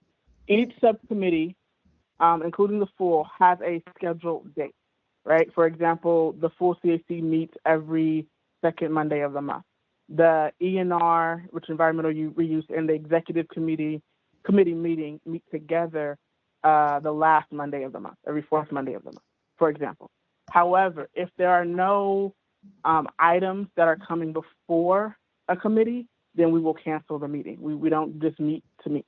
And it's particularly in the ENR, there are less ENR meetings because, like I said earlier, the majority of the majority of the business that happens at the ENR meeting are updates from the regulatory agencies, mainly the Navy and the EPA, saying this is what we are doing, this is what we're working on, and the community as well as the board members can ask questions about the work that they're doing. So when the Navy doesn't have anything to present, we generally don't have a meeting.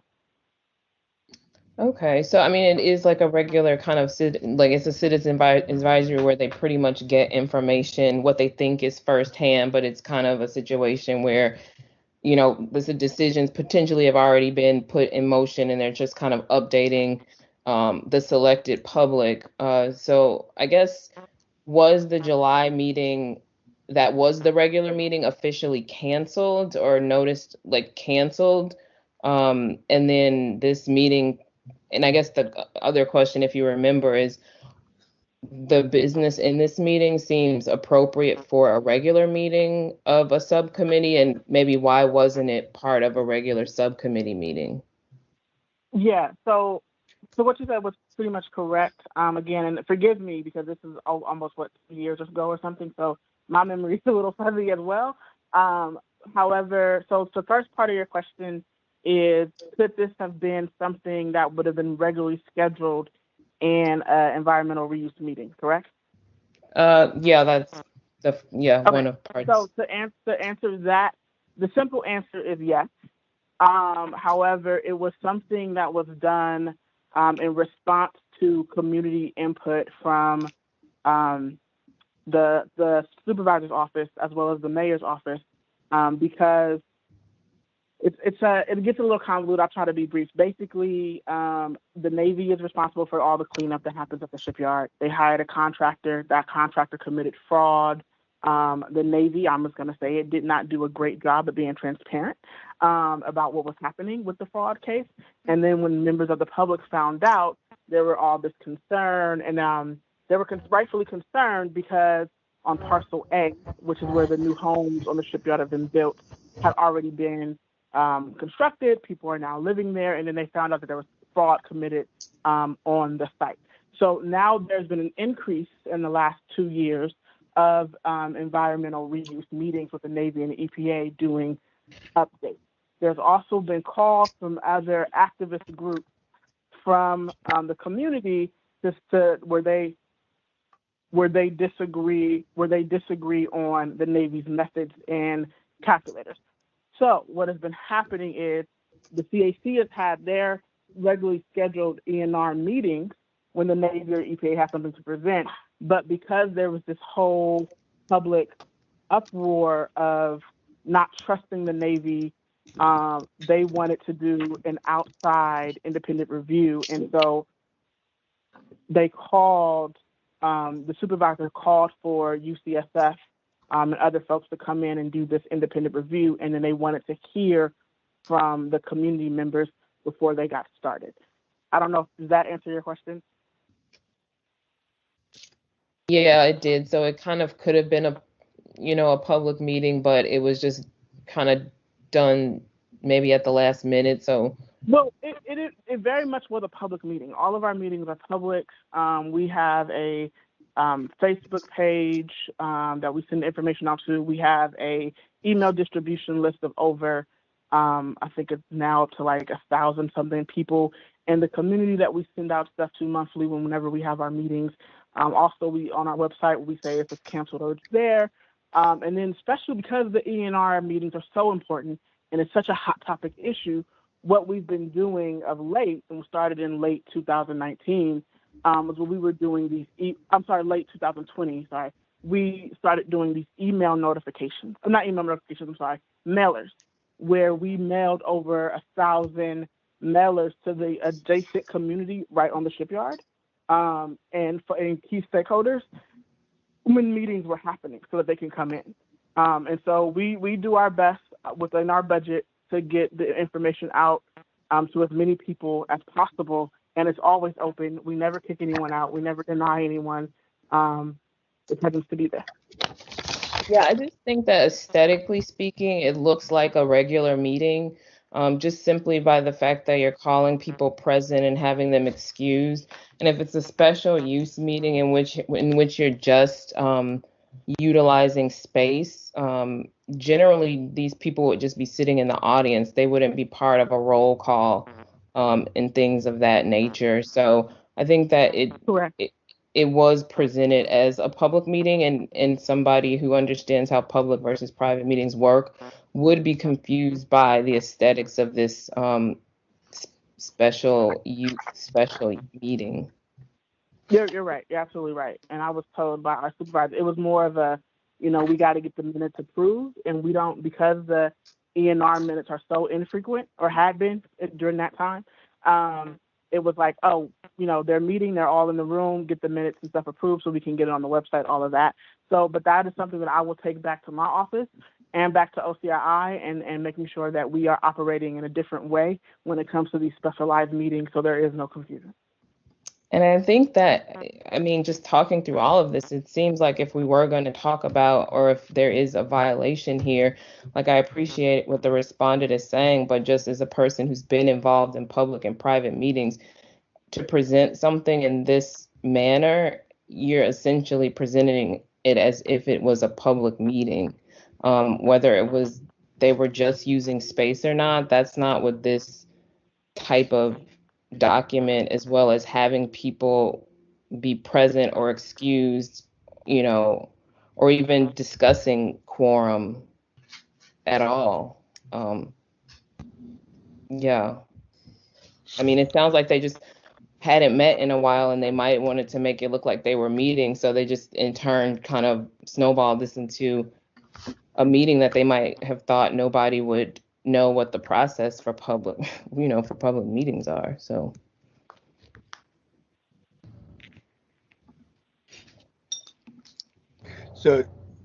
So in essence, even if you looked at the substance of it and there were no, decisions being made, and nobody intended that this was supposed to comply with, Brown Act, Sunshine, all the appearances may have somehow, I don't know, what would be the problem? Is that it was so similar to a Brown Act meeting? Well, I mean, it's called the Environmental and Reuse Subcommittee meeting. Like, that's what it says on the agenda. Okay. That they're presenting publicly as a non-meeting. So I think that is, I mean, it sounds like they've taken action and steps to rectify that, but that doesn't negate the fact that it happened. So people would show up in the meeting and they'd think, hey, this is a subcommittee meeting, and they may reasonably think this will have Brown Act protections.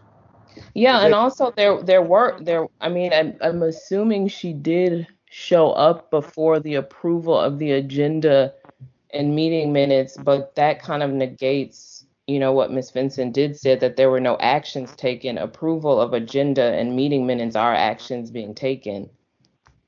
Yeah, and to clarify, I did say that it happened after. So if you we record all of our meetings. Now with our virtual meetings, everything is being recorded. But even before that, we audio record all of our meetings, and so you can listen to the audio, and we can submit that to you, where you would hear that the agenda and the meeting minutes weren't done until after a quorum was established. So even if, and to our fault, right, we did present it as a CAC meeting, even though what we were saying and how the paperwork was coming across were different, right? Even if we did make that mistake, there still was not a violation because we did have a quorum at some point during the meeting, and the action of the agenda and meetings did not happen until after the meeting. Until after the quorum was established, excuse me. It didn't happen before, and we have audio to prove that. And there was public comment and everything allowed at this meeting? The whole thing was public comment. The whole thing was public comment. Everybody got 3, I think it's in the minutes, I don't know. And again, there's a lot of meetings, and I did get confused about which ones were whatever, but I believe it's in the meeting minutes. Everyone was allowed 2 or 3 minutes with speaker cards. I think we even, if at this particular meeting, I think we even have a video recording of the whole meeting to put it on, to live stream it on our Facebook page. I believe this meeting was live streamed on our Facebook page. So it's all the information is there. There was no malicious intent. We went by the Sunshine Ordinance. It was our mistake we own that, of maybe trying to conduct CAC business at the same time of holding a special meeting. And so I will definitely go back and talk to our folks about not doing that in the future, so there is no confusion. But I do want to say, for the record, even though that was done, we still did not violate any Sunshine Ordinance because we did have a quorum, and actionable items didn't happen until after that quorum was established. And then, so there was a posting that this meeting was happening? Absolutely. We sent it out to our email distribution list, as well as on our Facebook page. But I guess I'm just so confused as to why it just wasn't a regular meeting. I think that is just because this goes over my head, honestly. I get my directions from the prime contractor who I work with and to OCII. I was told that the Shaman Watson wanted to have a meeting with these folks and have an open session where the community can come and talk to them. They were doing the outreach for it, and that we were just going to kind of play host to them. And that's it. And so if you look at the video, you'll have, and I believe, and again, it's confusing because I don't have it in front of me, but I believe the video, correct me if I'm wrong, that Dr. Himsa showed you all, if it's the correct meeting, there was 2 tables like kind of lined together, one on each side, and there was the CAC members, and then there were the panel members. And Shaman Watson was up there in front with the panel members. If that visually is the same video that she's talking about. And so, they wanted to do it that way, and it's my job to comply with what, folks at OCII or the, Shaman's office wanted to do, if that makes sense. Okay, yes, thank you so much for that information.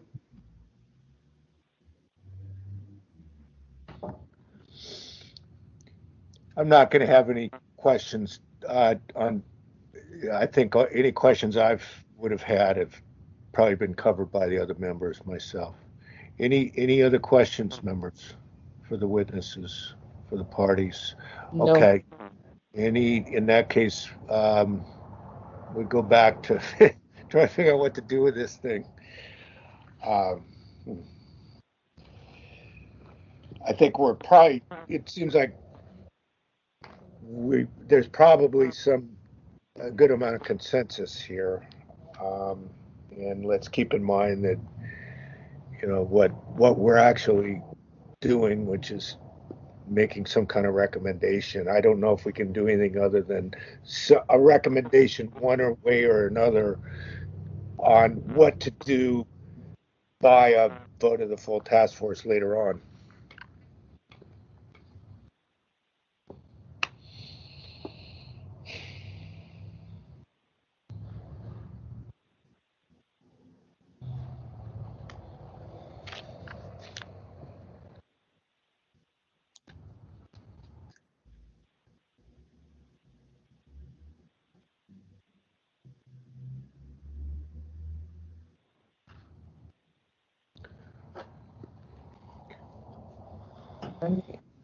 We're not required to make like a definite recommendation. So if we thought that we could pass it along to the full task force just for further review. We could do that, correct? Or I believe what you have to do is decide whether the new information Dr. Sumchai has presented is new information, and should the task force consider it.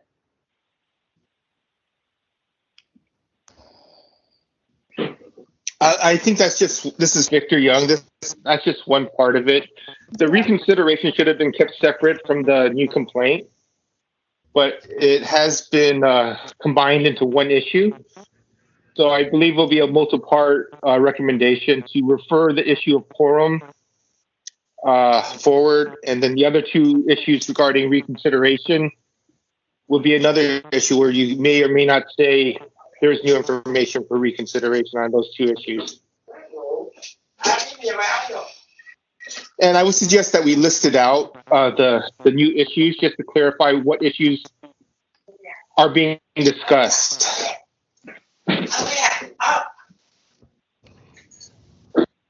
I also am not quite sure if we are really able to consider this part, which is being called a recent complaint. I know the complainant said, I made a complaint in December about being, moved around in terms of the calendar. Now, I don't know if we're thinking about whether that goes into this order. But I don't know if that's like a new sunshine complaint or if it's somehow part of this and it gets rolled in, even though it happened months after she filed it. I believe that would need to be separated because that would be a complaint against the task force itself and not against the mayor's office in regards to the task force agenda. Yeah, and I don't think that that's been, if that's a complaint itself, it hasn't been sort of like put through a process whereby the task force itself is sort of like the respondent. So I don't know if we really could do anything with something like that called a complaint at this time. Well, I mean, I also wonder, I mean, you would have to consider that subcommittee as a public meeting and then somebody being taken off the agenda of a public meeting without their knowledge. I mean, I suppose that could be a sunshine ordinance, but I'm not even sure about that. And Well, also, there's no issue. Oh, I'm No, sorry for interrupting. There's no issuing with filing that complaint. Just it would need to be separated as it's against a different department and not against the mayor's office. Mm-hmm. Right. And there's the third issue in that the task force really can't hear. This is my own personal opinion that's being discussed. The task force really can't hear complaints against itself. Sorry. Yeah. The idea of it is doesn't seem right. Yeah. Conflict of interest.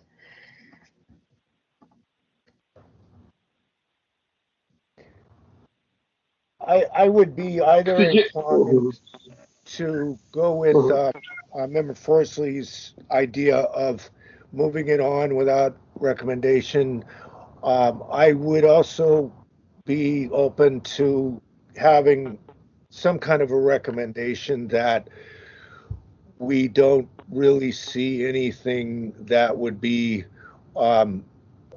new that would allow us to change anything because that would be a reconsideration without probative new evidence.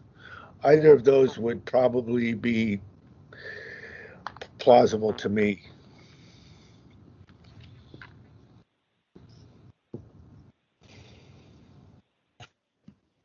Do you want to I make? would support the recommendation. Yeah. Are you guys making a motion? Could you make that a motion, Chair Schmidt? Well, I guess what I would say is if I'll make a motion, which is that we move this on. We do find the necessary, jurisdiction and, it's public. The matters are public. And we move it on, but we recommend a finding that there is no new information that justifies reconsidering the prior decision as requested by the complainant.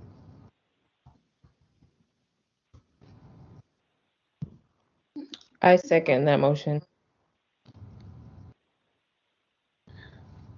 Okay, let's go ahead and let's go to public comment.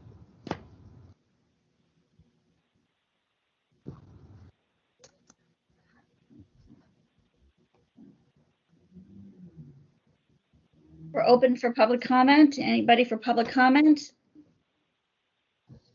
Public comment on the motion?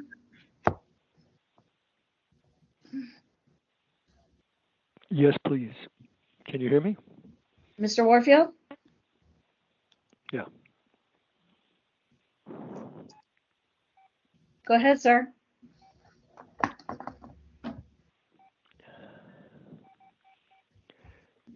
Yes, thank you. This is Peter Warfield, Executive Director of Library Users Association. We can be reached at libraryusers2004@yahoo.com and also at P.O. Box 170544, not 54, as your mistaken minutes from the previous meeting say. First of all, my head is somewhat spinning. Let's say that we don't have any connection to this complaint or this issue. But the first thing to be said is that the complaint procedures most definitely do talk about reconsiderations. And I believe it is, I don't say I believe it is, I went to your complaint procedure some time ago, and section D, as in dog, is labeled reconsideration of task force findings. And there's quite a bit of material there about reconsideration. Some of the questions that you had, unfortunately, were not answered. And by the way, I keep being surprised by the committee's 3 minutes for hearings. I don't see that anywhere, although I don't see the 5 minutes as applying to any specific time other than typically full task force hearings. Second of all, I'm really was stunned right from the start to find that your agenda does not mention this is a reconsideration. It talks about it as a new complaint. Complaint filed by number 20011, complaint filed by Himsa Porter Sumchai against Mayor London Breed, and so on and so forth, for allegedly violating so on and so forth. So there's a serious question about whether you've even noticed this properly, as needs to be done so that people can understand what is actually being considered.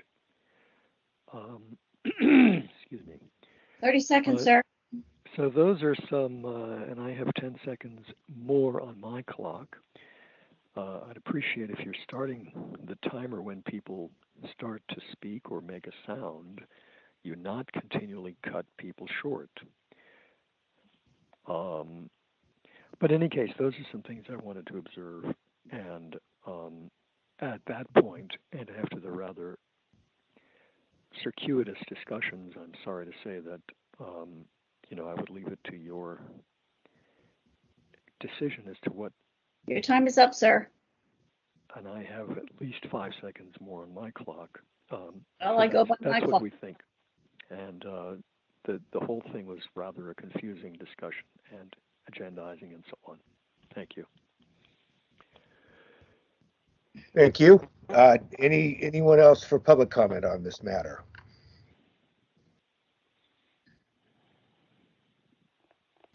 Okay, no further public comment.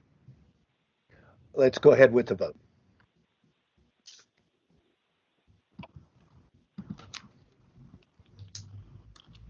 Chair Schmidt? Aye. Chair Schmidt, aye. Member Forsley? Aye. Member Forsley, aye. Member Stein? Aye. Member Stein, aye.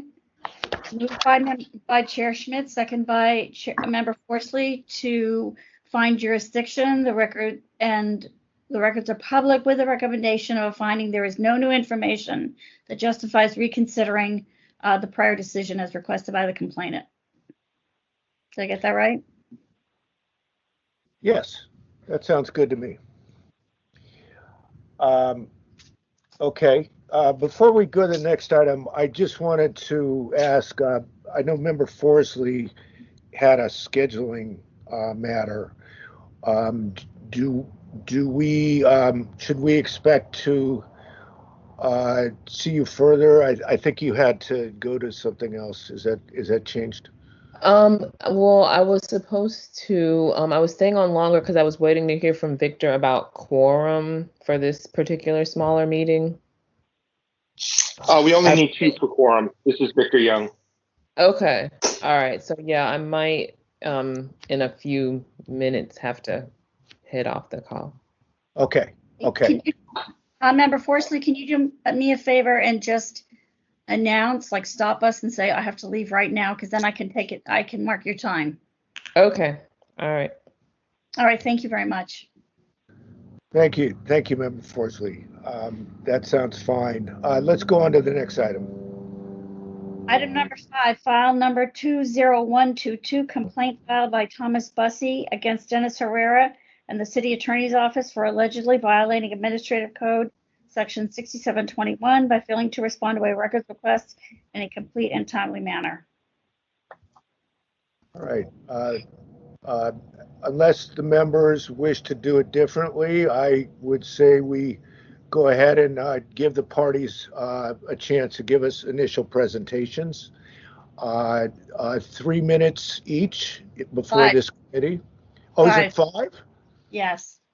Public comment is 3. When you are making a presentation. Excuse me, This this is is the Victor committee. Young. This is a committee meeting, Yeah. so there is no 5-minute limit. It's at the discretion of the chair. Yes. Yeah, in this committee at this time, let's go with the 3-minute presentation. Is that all right, members? Any objection? No objection. Okay, thank you.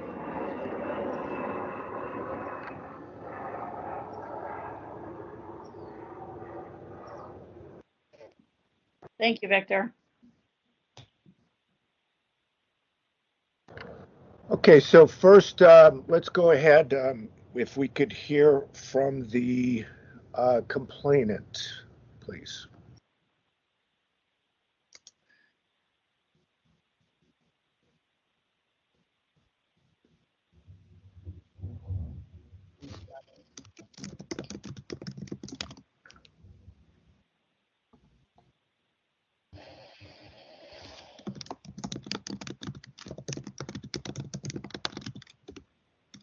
That's Mr. Thomas Bussey, Bussey.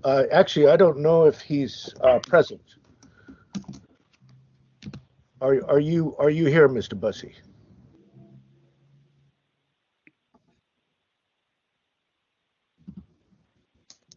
Okay. If anyone knows the pronunciation better than I do, please speak up. But I'm going to go with Bussey for now. It might be Bus, but it sounds like Mr. Bus is not present. And so I would then ask to hear from the respondent unless any of the members or Cheryl or Victor think we should do otherwise. The petitioner was noticed properly and by a notice of appearance and by the agenda packet that was sent to all parties, as well as committee members. Okay. Did petitioner submit any documentation? No, not new documentation. Nothing new. Yeah, everything that's in the file was there as of a couple of months ago. All right. All right. Well, I guess before we hear from the respondent, does anyone have any feeling about how you want to handle this if petitioner hasn't brought any documents and is not here to make any kind of presentation today?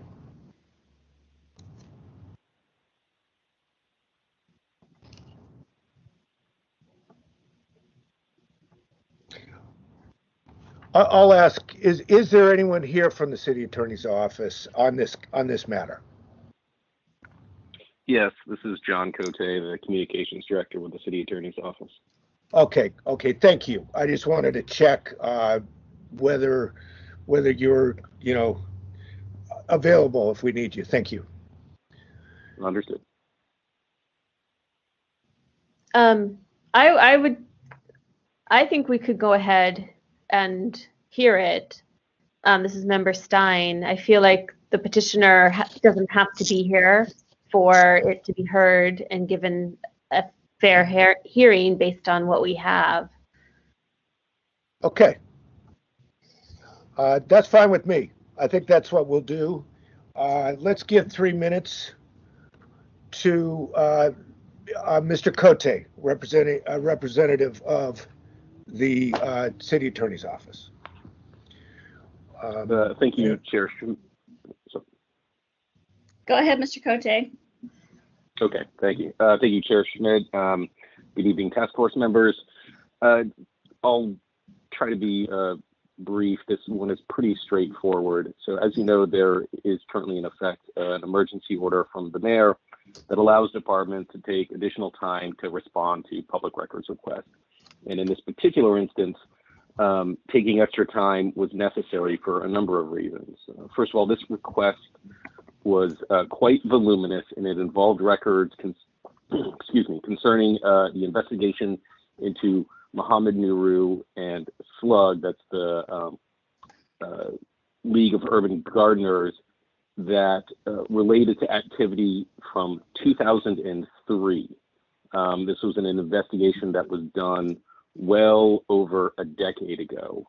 And we received this request on September 4th. On September 25th, we informed the requester that we needed extra time and would provide an update in 2 weeks. Roughly 2 weeks from that, on October 8th, 2020, we wrote that we anticipated needing a few months to complete our response.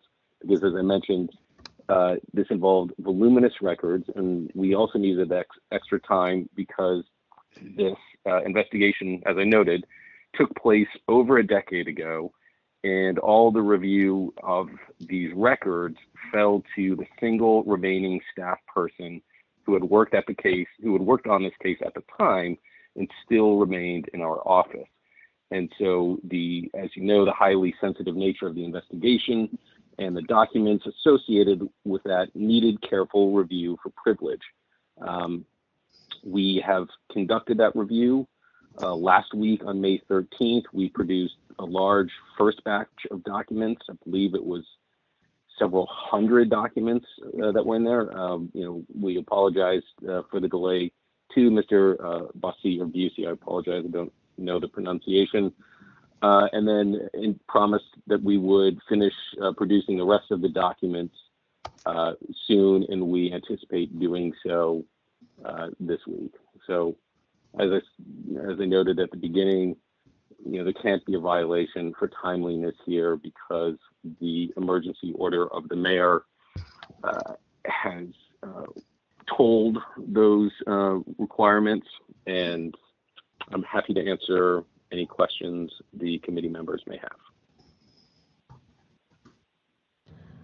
Okay. Thank you, Mr. Cote. Unless there's, I'll just ask, is there anyone else here to speak on the matter? Thank you. Members, any questions for Mr. Cote? This is Member Stein. I just have, I guess, maybe one question, which is that when you originally got the request, you said that you thought it might take a couple months to begin to release records on a rolling basis. But it seems like it took about 8 months to release any records. Can you explain why the time lag? Yes, absolutely. I mean, first of all, the records were voluminous, and they were from some time ago. I mean, this was an investigation that was done, I believe it was over 15 years ago.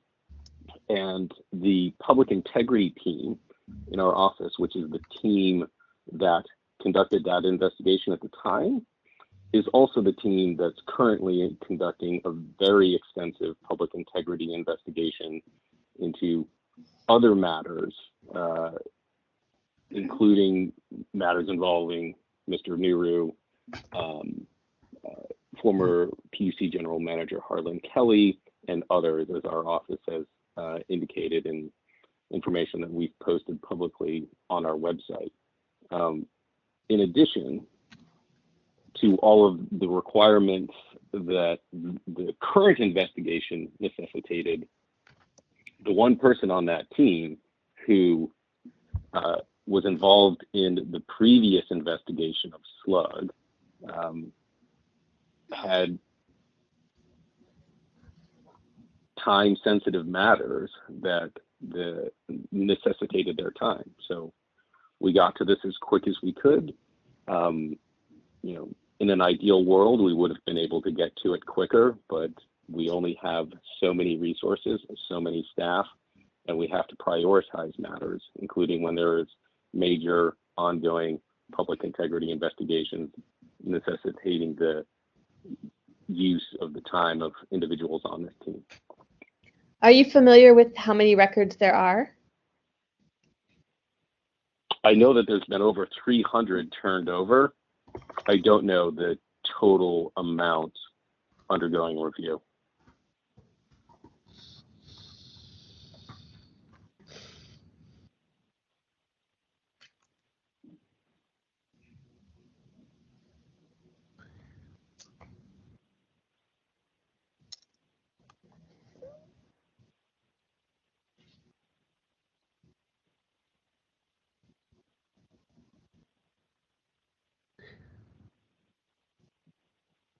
I guess I have one other question. You said they had to be reviewed for privilege. Mm-hmm. And I'm just curious because it's now like almost 20 years after, 17 years after, these records were produced. Like, what privilege exactly whose attorney-client privilege were they being reviewed for? I guess I'm unclear whose attorney-client privilege. Like, well, is that the privilege yeah. Mm-hmm. Sorry, go ahead. I mean, they're being reviewed for attorney-client privilege. They're being reviewed for attorney work product privilege and reviewed for any other privileges that may apply. I mean, we're talking about investigative documents that were basically being compiled and put together either by attorneys or at the direction of attorneys.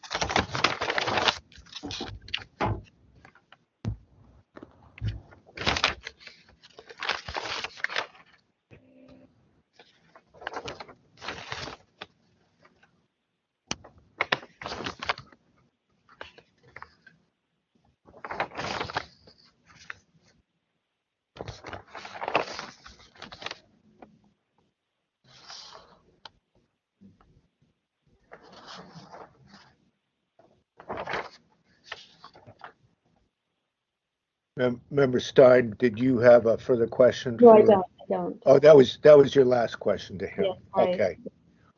Member Forsley, I don't think I have anything for the purposes of what we're doing here today. I don't think I have any questions for Mr. Cote at this time. Neither do I. Okay, and again, just considering that we're looking at questions of jurisdiction and whether there are public documents involved,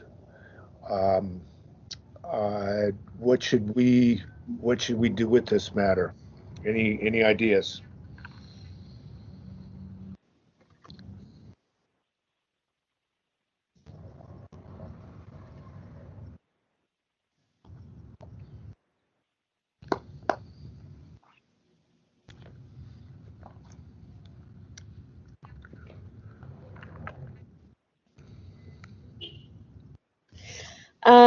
This is Member Stein. I guess I would recommend to find that we have jurisdiction and to have it heard by the task force. Records are public? Yes, the records are public and we have jurisdiction. I will second that. This is Member Forsley.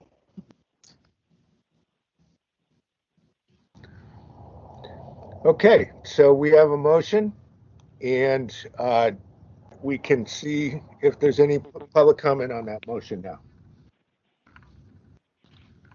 Do we have any speakers? Yes, please. Are you ready, Mr. Warfield? I am. Go ahead, sir. Thank you. This is Peter Warfield, Executive Director of Library Users Association. We can be reached at libraryusers2004@yahoo.com and also by mail. at P.O. Box 170544, San Francisco, California, 94117-0544. We're not a party to this, but we appreciate the task force committee's motion. There are always reasons given, sometimes maybe more reasonable or legitimate, sometimes maybe less, but the law is the law. Whether there is a violation that is explainable or justifiable, I think, as you rightly are taking a position, is something for the full task force to take up. We hear all kinds of reasons why this, that, or the other thing can't be following the law. There's COVID-19. We're in a pandemic. We're doing the best we can. We're too busy with other stuff. But the fact is that following the law with respect to information is required. And you can't stop everything, even if you're very busy with certain things elsewhere. The law says that complying with sunshine is part of everybody's job, part of every job, part of every person's job, and integral to it, not kind of an extra thing that maybe if you're able to and feel like it or have time or don't have other things to do, then maybe you will do it.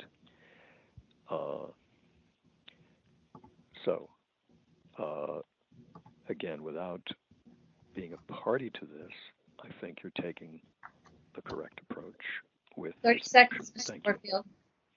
Okay. You done, sir? I am, thank you. All right. Do we have another speaker?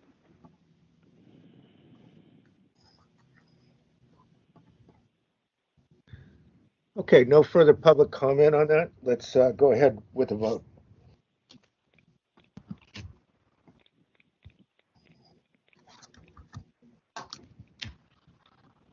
Member Stein? Aye. Member Stein, aye. Member Forsley? Aye. Member Forsley, aye. Chair Schmidt? Aye. Chair Schmidt, aye. The motion to find jurisdiction that the records are public and to forward to the full task force passes. Okay. I will just actually interject here that I'm getting off the Zoom or the Teams right now. This is Member Forsley. Thank you for saying that. I have 8:17. Okay, thank you. Thank you, Mr. Forsley. Bye. Be seeing you. Thank you. Okay. Let's move to the next line item.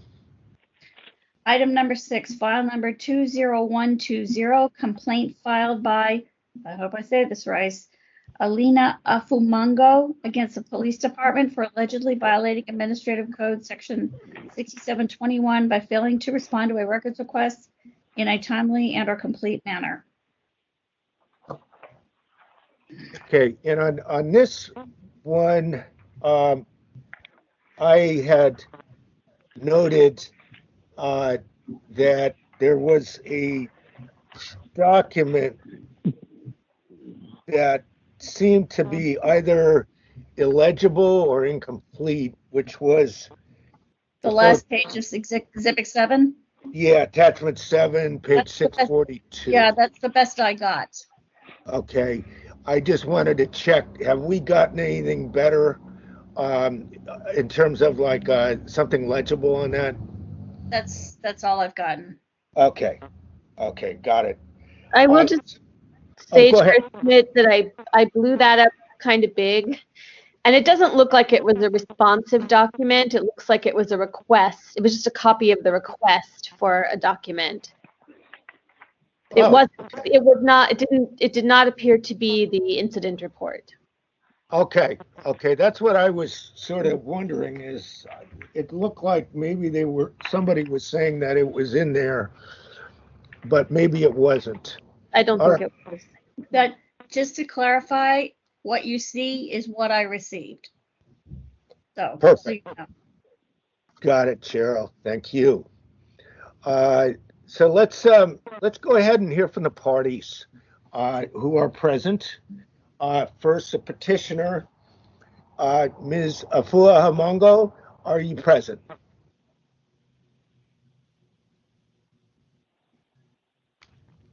Is anyone present here on this matter? Is there anyone here for the police department? Lieutenant Parra for the San Francisco Police Department.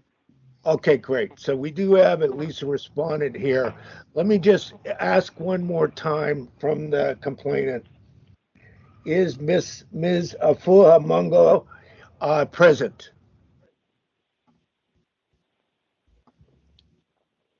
Do you want to repeat instructions for unmuting just in case there are technical issues? That's a good idea. Cheryl, could you help with that? Yeah. If you are muted, press *6 to unmute yourself. We want to hear from you.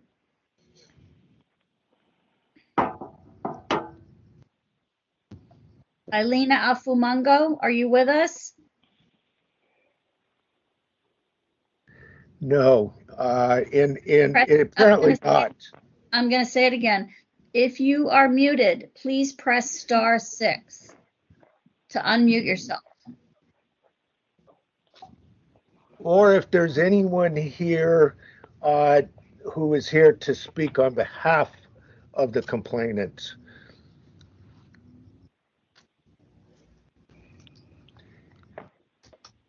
Okay. Just for the information of the committee, Chair Schmidt, I did not receive any notification from the petitioner that she would not be available for this evening. Thank you. Thank you. Okay. Well, I think that unless Member Stein thinks we should handle this differently, let's go ahead and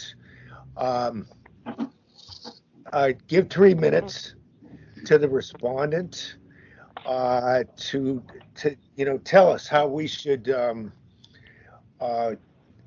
how we should handle this matter. Mr. Parra, or Officer Parra, are you ready to speak? Yeah, no, I can speak. I'm not going to attempt to say the person's name. I just got to time you. Okay, that's fine. I'm going to refer to him as a complainant, though, unless anybody has any objections. So I do have prepared to say, and so tell me when you're ready, and then we can start. Go right ahead, sir. Okay. So the San Francisco Police Department is in receipt of the complaint filed by the complainant with the Sunshine Ordinance, alleging that San Francisco violated Administrative Code Section 67.21 by failing to respond to a records request in a timely and complete manner. We disagree with this. We acknowledge the request for a highly sensitive incident report and provided the responsive record once it was releasable. As I will explain, we have been in constant communication with the complainant, and she acknowledges that as much in her statement to you, which you have. That's attachment 3. On October 6, 2020, the complainant requested SFPD incident report number 200-599-990 via the San Francisco Police Department portal and was provided the reference number of R001909-100620. It was a report of a death case. Incident was assigned to the homicide detail. On the 13th of 2020, the Crime Information Service Unit, which I'll refer to from here on out as CISU, replied via the San Francisco Police Records portal to the complainant, informing her that due to the nature of the incident, her request was being forwarded to the investigative unit, which would be homicide, and that's attachment number 1. On November 6th, the complainant sent a letter to the Chief Scott regarding the release of the incident report. The complainant stated that on October 6th, a police officer at Terraville Station read the incident report to her, but would not be able to release the report at the station level. The officer provided with information regarding how to request the incident via the San Francisco Police records portal, and that's attachment 2. On the same date, Acting Captain Dave Falzon of the unit of CISU contacted the complainant via telephone and advised her that the homicide detail was awaiting the medical examiner's report before determining whether or not the incident is subject to disclosure. This conversation was followed up via email assuring the complainant that the CISU will continue to stay in touch with homicide, as will her as soon as the report was available to release. That's evident in attachment number 3. On November 9th, the CSU responded to an email request from the complainant regarding SFPD policies regarding the release of incident reports by providing a copy of the CISU Unit Order 20-18. CISU again reassured the complainant that CISU was checking on the status of the report and would notify her as soon as it became available. Is my time up? Yes, it is. I'm sorry. I'm gonna use my discretion to grant you sufficient time to get through the attachments on this. I appreciate it. I only have a little bit more, so I don't want to take everybody's time, but it just kind of spells it all out. Okay, November 10th, 2020, CIU sent a letter to the complainant stating that the investigation of the homicide denied release of the incident report due to the pending medical examiner's report, and that can be seen in attachment number 4. On November 16th, the homicide detail informed CISU via email that the incident report cannot be released because the medical examiner report is still pending. Attachment 5 is relevant to that. On November 18th, 2020, CISU notified the complainant via email that a denial letter was sent via the San Francisco Police Department portal, but CISU will continue to monitor the status of the report with homicide and will process the report via the portal as soon as it is approved. And then on the 19th of November of 2020, SFPD sent a letter to the Sunshine Ordinance Task Force in response to the complaint, stating that due to the open and ongoing investigation, disclosure of the request information at this time may endanger successful completion of the investigation. SFPD declined to release the incident report under Government Code 6254F, which exempts from disclosure records of complaints to investigations conducted by intelligence, information, or security procedures and investigatory or security files. And that's evident in attachment 6. So hang on with me, I'm almost done. On November 24, 2020, Homicide again informed CIU via email that the incident report cannot be released because the medical examiner record was still pending. On the 25th of November 2020, the CISU provided an update to the complainant via email stating CISU checked with Homicide and the medical examiner records and is still pending. On the December 18th and the 20th of 2020, CIUs provided further updates to the complainant via email advising the Homicide had not yet received medical examiner report. On the 4th of January 2021, the complainant sent an email to CIU stating that their family was in receipt of the medical examiner's report. CISU responded on January 8th of 2021, stating CISU contacted Homicide and are still waiting for the approval to release the incident report. On January 5th, 2021, Homicide informed CISU email that their office had not yet received the medical examiner's report.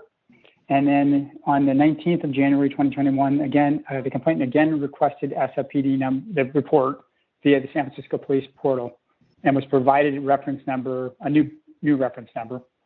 And on the January 21st, 2021, the redacted report was approved for release by Homicide. On the same day, CIU sent that redacted report to the complainant via the San Francisco Police Department portal. Thank you for letting me finish. So that's it. Okay, great. I appreciate the getting to the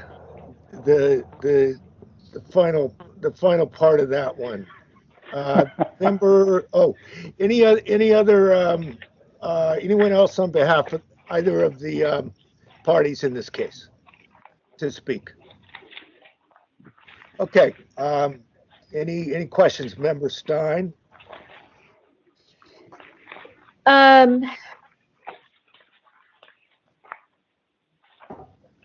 So, yeah, I mean, we didn't get a copy of the report in the redacted version of the incident report in our packet.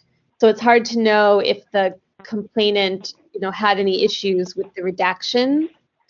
I guess I was, this was a kind of a hard case to read because it seemed like kind of the information that the complainant got over time changed a bit. First, from just this idea that we just need the medical examiner's report to get the complaint or to get the incident report out to you. But then it changed when, there was then this development that this was an ongoing investigation, and that's why the incident report couldn't be released. So I feel like I got that frustration from the complainant as we went through, but I don't have any real questions, I guess, at this point for the respondent. Well, maybe to say, so when that report was finally released in its redacted version, was there still an open investigation? No, I mean, my understanding is that you can't release these if it's open investigation. So that would be only if it's closed, then yes. And that's really, it was a medical examiner's case is really what it is.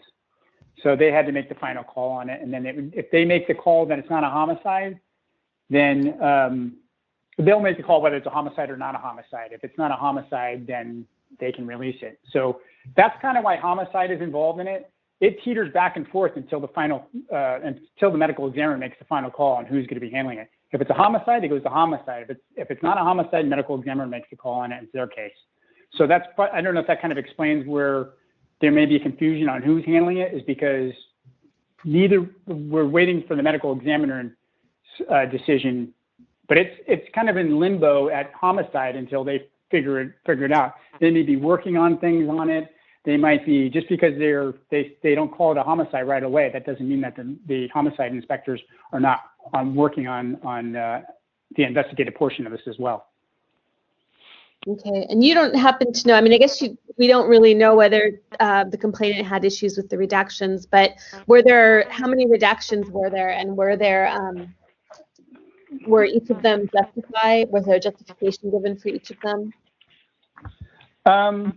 Well, to me, it seems like it's limited on the redactions in the sense that it's just basically ID numbers and things like that. Mm-hmm. But everything else looked like, to me, I'm just looking through this as we speak, I don't see a whole lot of blocking out other than the identification numbers. Okay. And my understanding is I can't provide those to you, these reports to you. Oh, they're confidential? Yeah, that's my understanding is that we can't do that just based on our policies. She could only get this because she's a family member. Okay.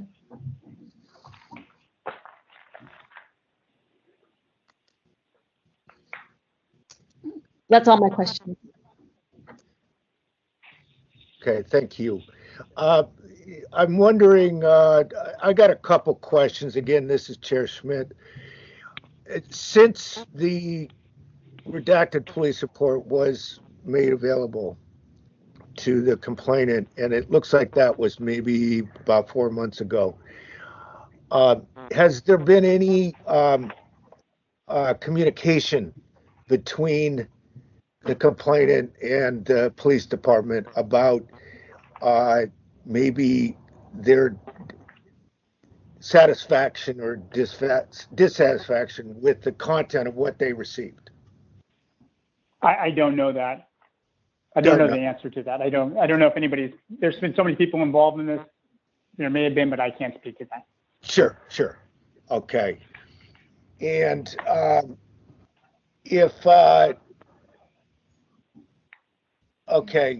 if you can't disclose, you can't give us a copy of the police report, does that mean that you cannot tell us the the final conclusion, that's the conclusions that are set forth in the police report, or any of the content of it verbally? I don't know, so I'm going to err on the side of caution and say I'm not going to give you any information on that because it's not relevant to what we're discussing here, you know? Fair enough. Yeah. I just didn't know if that might be, that might come up. What we probably need to consider doing here is, you know, in this committee, we basically try to figure out, do we find jurisdiction? Do we find that there are public documents involved that we're complaining about? And based on that, do we send it to the task force? Yeah, I don't know if I have any further questions. So, Member Stein, I guess we just have to figure out what to do with this. Any thoughts? I mean, to my mind, these are public documents and we would have jurisdiction, but I do find the reasons for the delay in releasing them to be pretty compelling. You know, if there's an ongoing question about whether it's an open investigation or not. So I don't know where we put that, but I mean, I think clearly it's public record. Clearly we have jurisdiction, unless unless they're arguing that it's private records. But I don't know. I tend to think the same way about this. That, you know, this since our role is limited, I think we do have jurisdiction, and these records are public. I think they're public, although that's a good point, because, well, yeah, they're being sought by the complainant only because the complainant has a special right to them, which the public in general does not. But could the public not request incident reports from a certain time period and then just say the names would be redacted, that you would understand, you know, what the incident reports looked like over a certain time period? Is that sensitive personal information redacted? Are you asking me that, or yeah, I'm kind of asking you that because it seems to me like that would be a legitimate public records request. Like, I want to see how incidents reports were handled in July of 2020, and maybe you don't have a right to know the personal information of who was involved, but it seems like you would have a right to know, you know, what incidents occurred and how they were reported.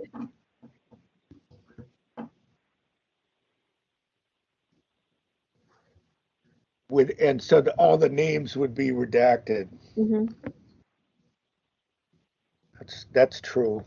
So maybe these are public records, although they would have possibly redactions that would be different than the redactions that would be in this case. Yeah, exactly. Okay, so let's, and yet I agree with you also, Member Stein, that it does look like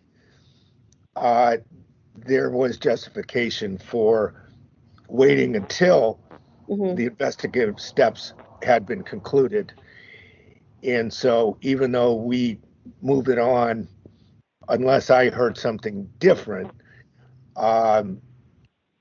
there's a chance that, you know, I don't know if I'm seeing a violation at the moment, but that's not my job today. Okay, well, so if that's not our job, then I would make the motion to find that it's a public record and that it's our jurisdiction. You know, if it were our job to be screening things that didn't really need to go to the task force, I would say, well, maybe this doesn't need to go because it seems like there's you know, I can understand the reasons why it was withheld temporarily, and you could say in a way, somebody could come back and say, let's reconsider that if they disagree. But if we're just deciding, is this a public record and is it our jurisdiction, I would agree with that. Yeah, I think that, I don't know what we do if we were to, well, we'll have to do some research if the records were purely private. But yeah, I'm going to second the motion. Okay. And so, yeah, I guess we're ready to put this out for public comment. Okay. Hang on a second. I just got a question. Are you also including forwarding to the task force? Because you're only talking about 2 issues here. Oh, do we include that, Member Stein, forwarding it? Say that again, because it didn't come across clearly for me. Okay, so you've talked about that these are public records, there's jurisdiction. Are you also moving to forward to the task force? Yeah, I think that's what we're saying. Second. We're not here to pre-screen what we think, right? Like, we may think that the reasons why it was withheld were compelling, but that doesn't mean that we still wouldn't put it forward. No, you're entitled to your own opinion. I mean, as a member of this committee, that would not stop you from wanting to move something forward. Right. Okay. Yeah. Yeah. There are certain situations where we can make recommendations. Yeah, you can always make a recommendation. Yeah. And, we could do that here, but, we could. I think if it goes to the committee and pending no other information from the complainant, it probably, people will probably find that there was compelling reason to wait on the release of it. But I want a recommendation to find no violation. I don't think we need to put a recommendation, though, because I think that that's pretty clear cut at the moment. Like, for me, I only really want to put a recommendation if it's a really if it's taken a while to like really dig into the facts and there's room for confusion. I don't think there's that much room for confusion here. Okay. Okay. Let's go to public comment. Yeah. Do we have public commenters? Yes, please. Mr. Warfield, are you ready? I am. Go ahead, sir. This is Peter Warfield, Executive Director of Library Users Association. We can be reached at libraryusers2004@yahoo.com and also by U.S. Postal Service at P.O. Box 170544, San Francisco, California 94117-0544.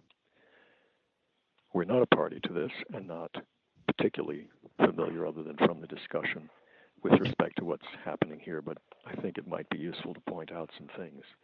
And let's start out by saying that certainly we support the motion. There are records that are public and records that are not public. If somebody came to you with a complaint that they asked me for my shopping list this evening and I didn't give it to them, my shopping list for tomorrow, I think you would probably find that that's not something you have jurisdiction over, even if it was a spouse or a friend and there was some compelling reason why they might want that. Public records are public records. The question that typically Sunshine determines beyond that is whether they are disclosable or not, or partially disclosable. And that is something that I think the Sunshine Task Force indeed is what's the full task force's job. Whether something is disclosable or not is something that you can look in the law for.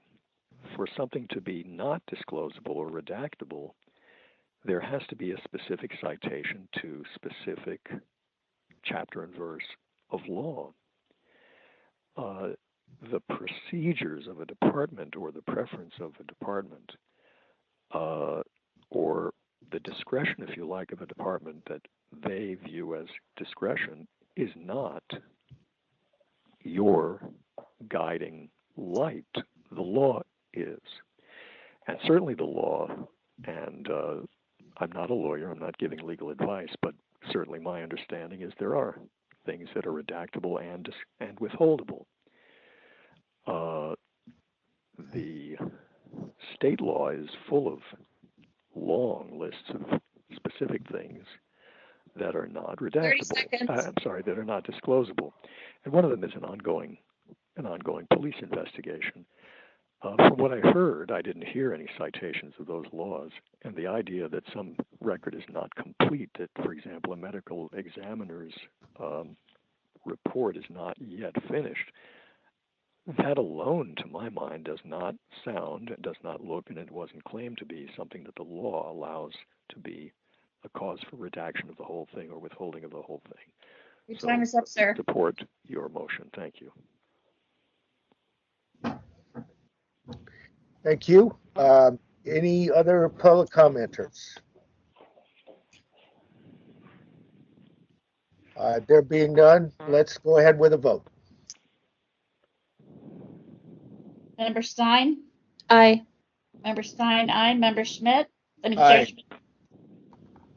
The motion to find the records public that there is jurisdiction and to forward to the full task force passes. Okay, let's move to the next item. Item number 7, file number 20056, complaint filed by Anonymous against the city librarian Michael Lambert for allegedly violating Administrative Code Section 6721 by failing to respond to a records request in a complete and timely manner. This is the issue that we discussed earlier in the evening. Mm-hmm. And postponed. Yeah, this has been resolved. Mm-hmm. Okay. Next matter. Did Item you call it? 8. May I make public comment? It's on the agenda. The matter was already heard and continued previously in the meeting. Yeah. Yeah, I don't think there's public comment on this.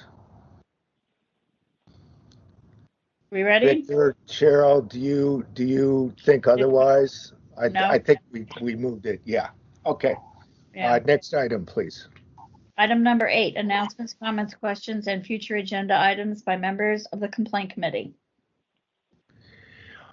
I will just mention there was one item that I have already covered that I was going to cover here, which is that I had made a request to the city attorney's office about the current status of the orders from the mayor with regard to Sunshine. But I've already discussed that, so that's already, there's nothing further on it. Nothing else for me right now. Member Stein, anything? No, I don't have anything.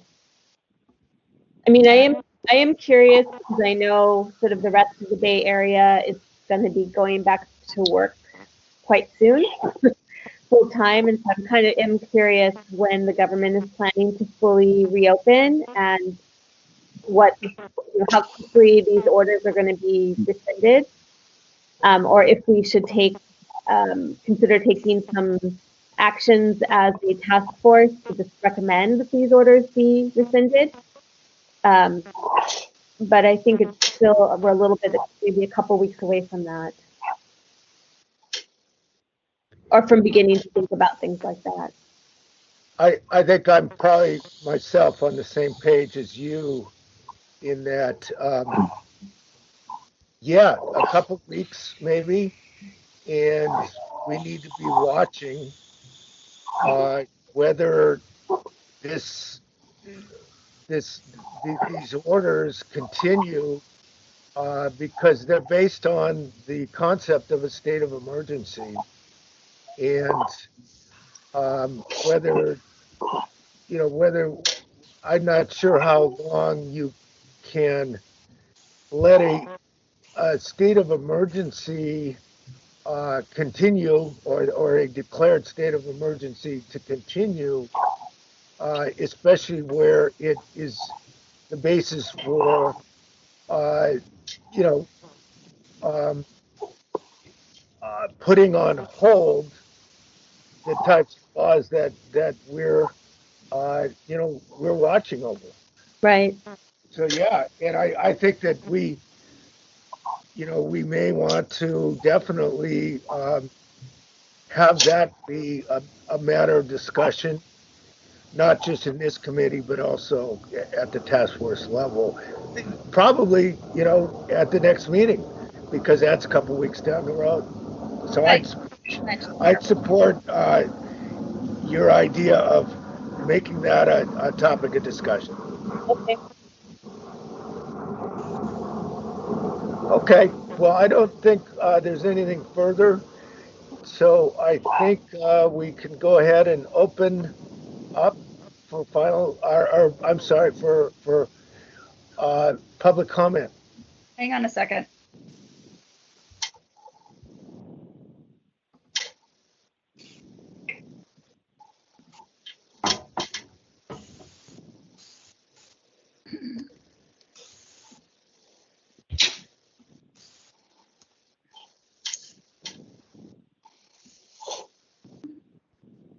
Do we have any public commenters?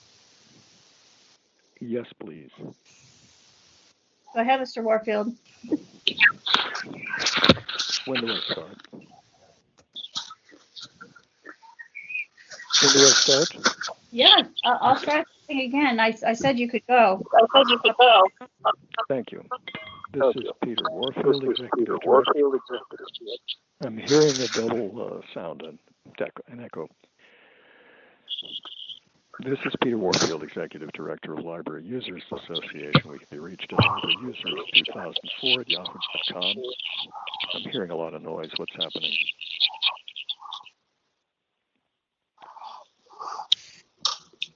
Can I make public comment without noise in the background?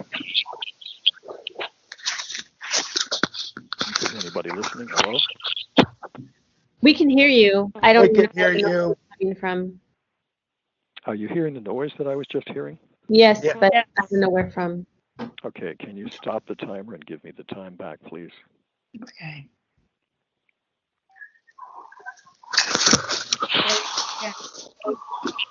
Somebody's got to close their window. Maybe everyone ought to try to mute the next couple minutes. I know I'm going to mute. When can I continue without noise, please? Hang on a second, Mr. Warfield.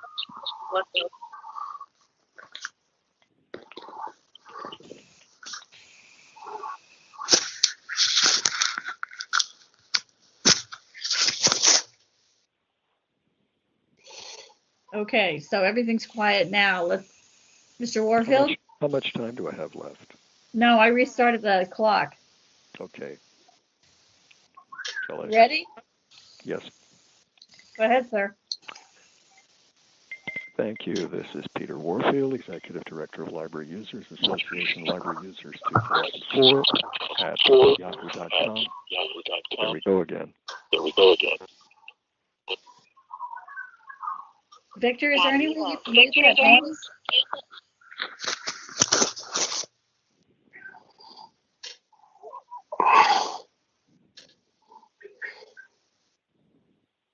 I guess I'm stopping because I'm hearing a lot of noise and it seems hard to understand. You can start again, sir.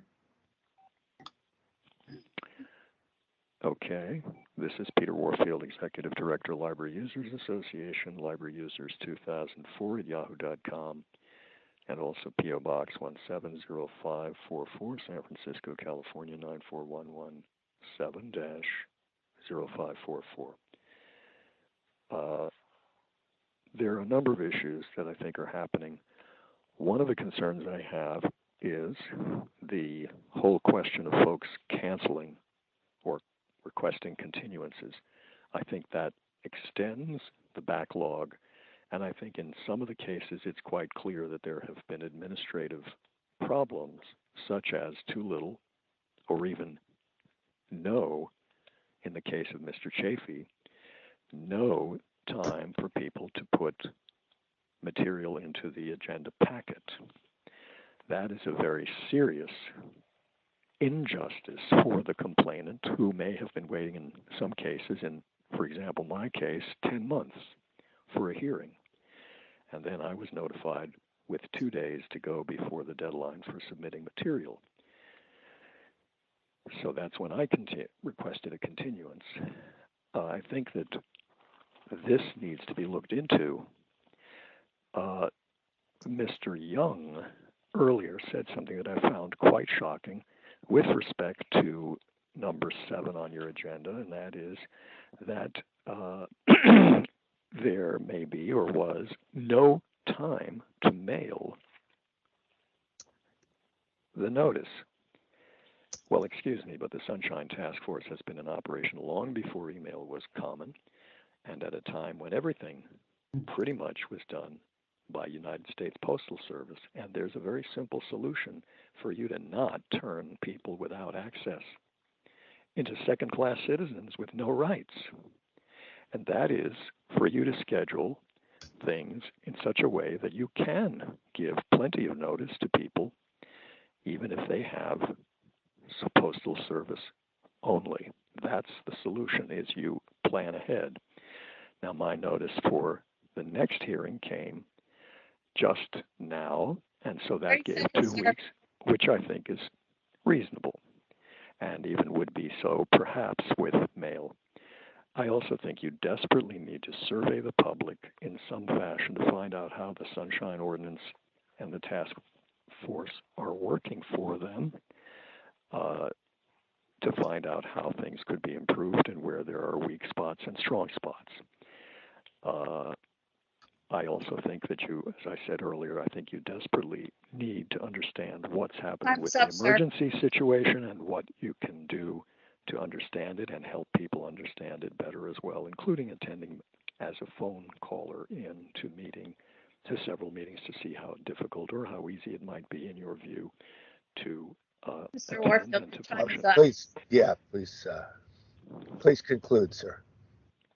Thank you, Mr. Chair. I'd like to say that it's up to the chair to run the meeting, and that you can, if you wish, that the time limits, as far as I understand, are minimums, and you don't have to chop off religiously and woodenly people, We give everybody especially when they're done. 3 minutes, Mr. Thank Warfield. you very much. All right. That's anyone else for public comment on this matter? Okay. In that case, we can move to the next item. Item number 9, adjournment. I have 8:57. Great. Okay. We are adjourned. Who moves? Who moves? Schmidt, you want to move to close the I meeting? move. Yeah, I move to adjourn. I second it. Okay, 8:57. Great. Do we have any other issues that we need to discuss? Are we concluded now? I think we're concluded. Anything else, Member Stein?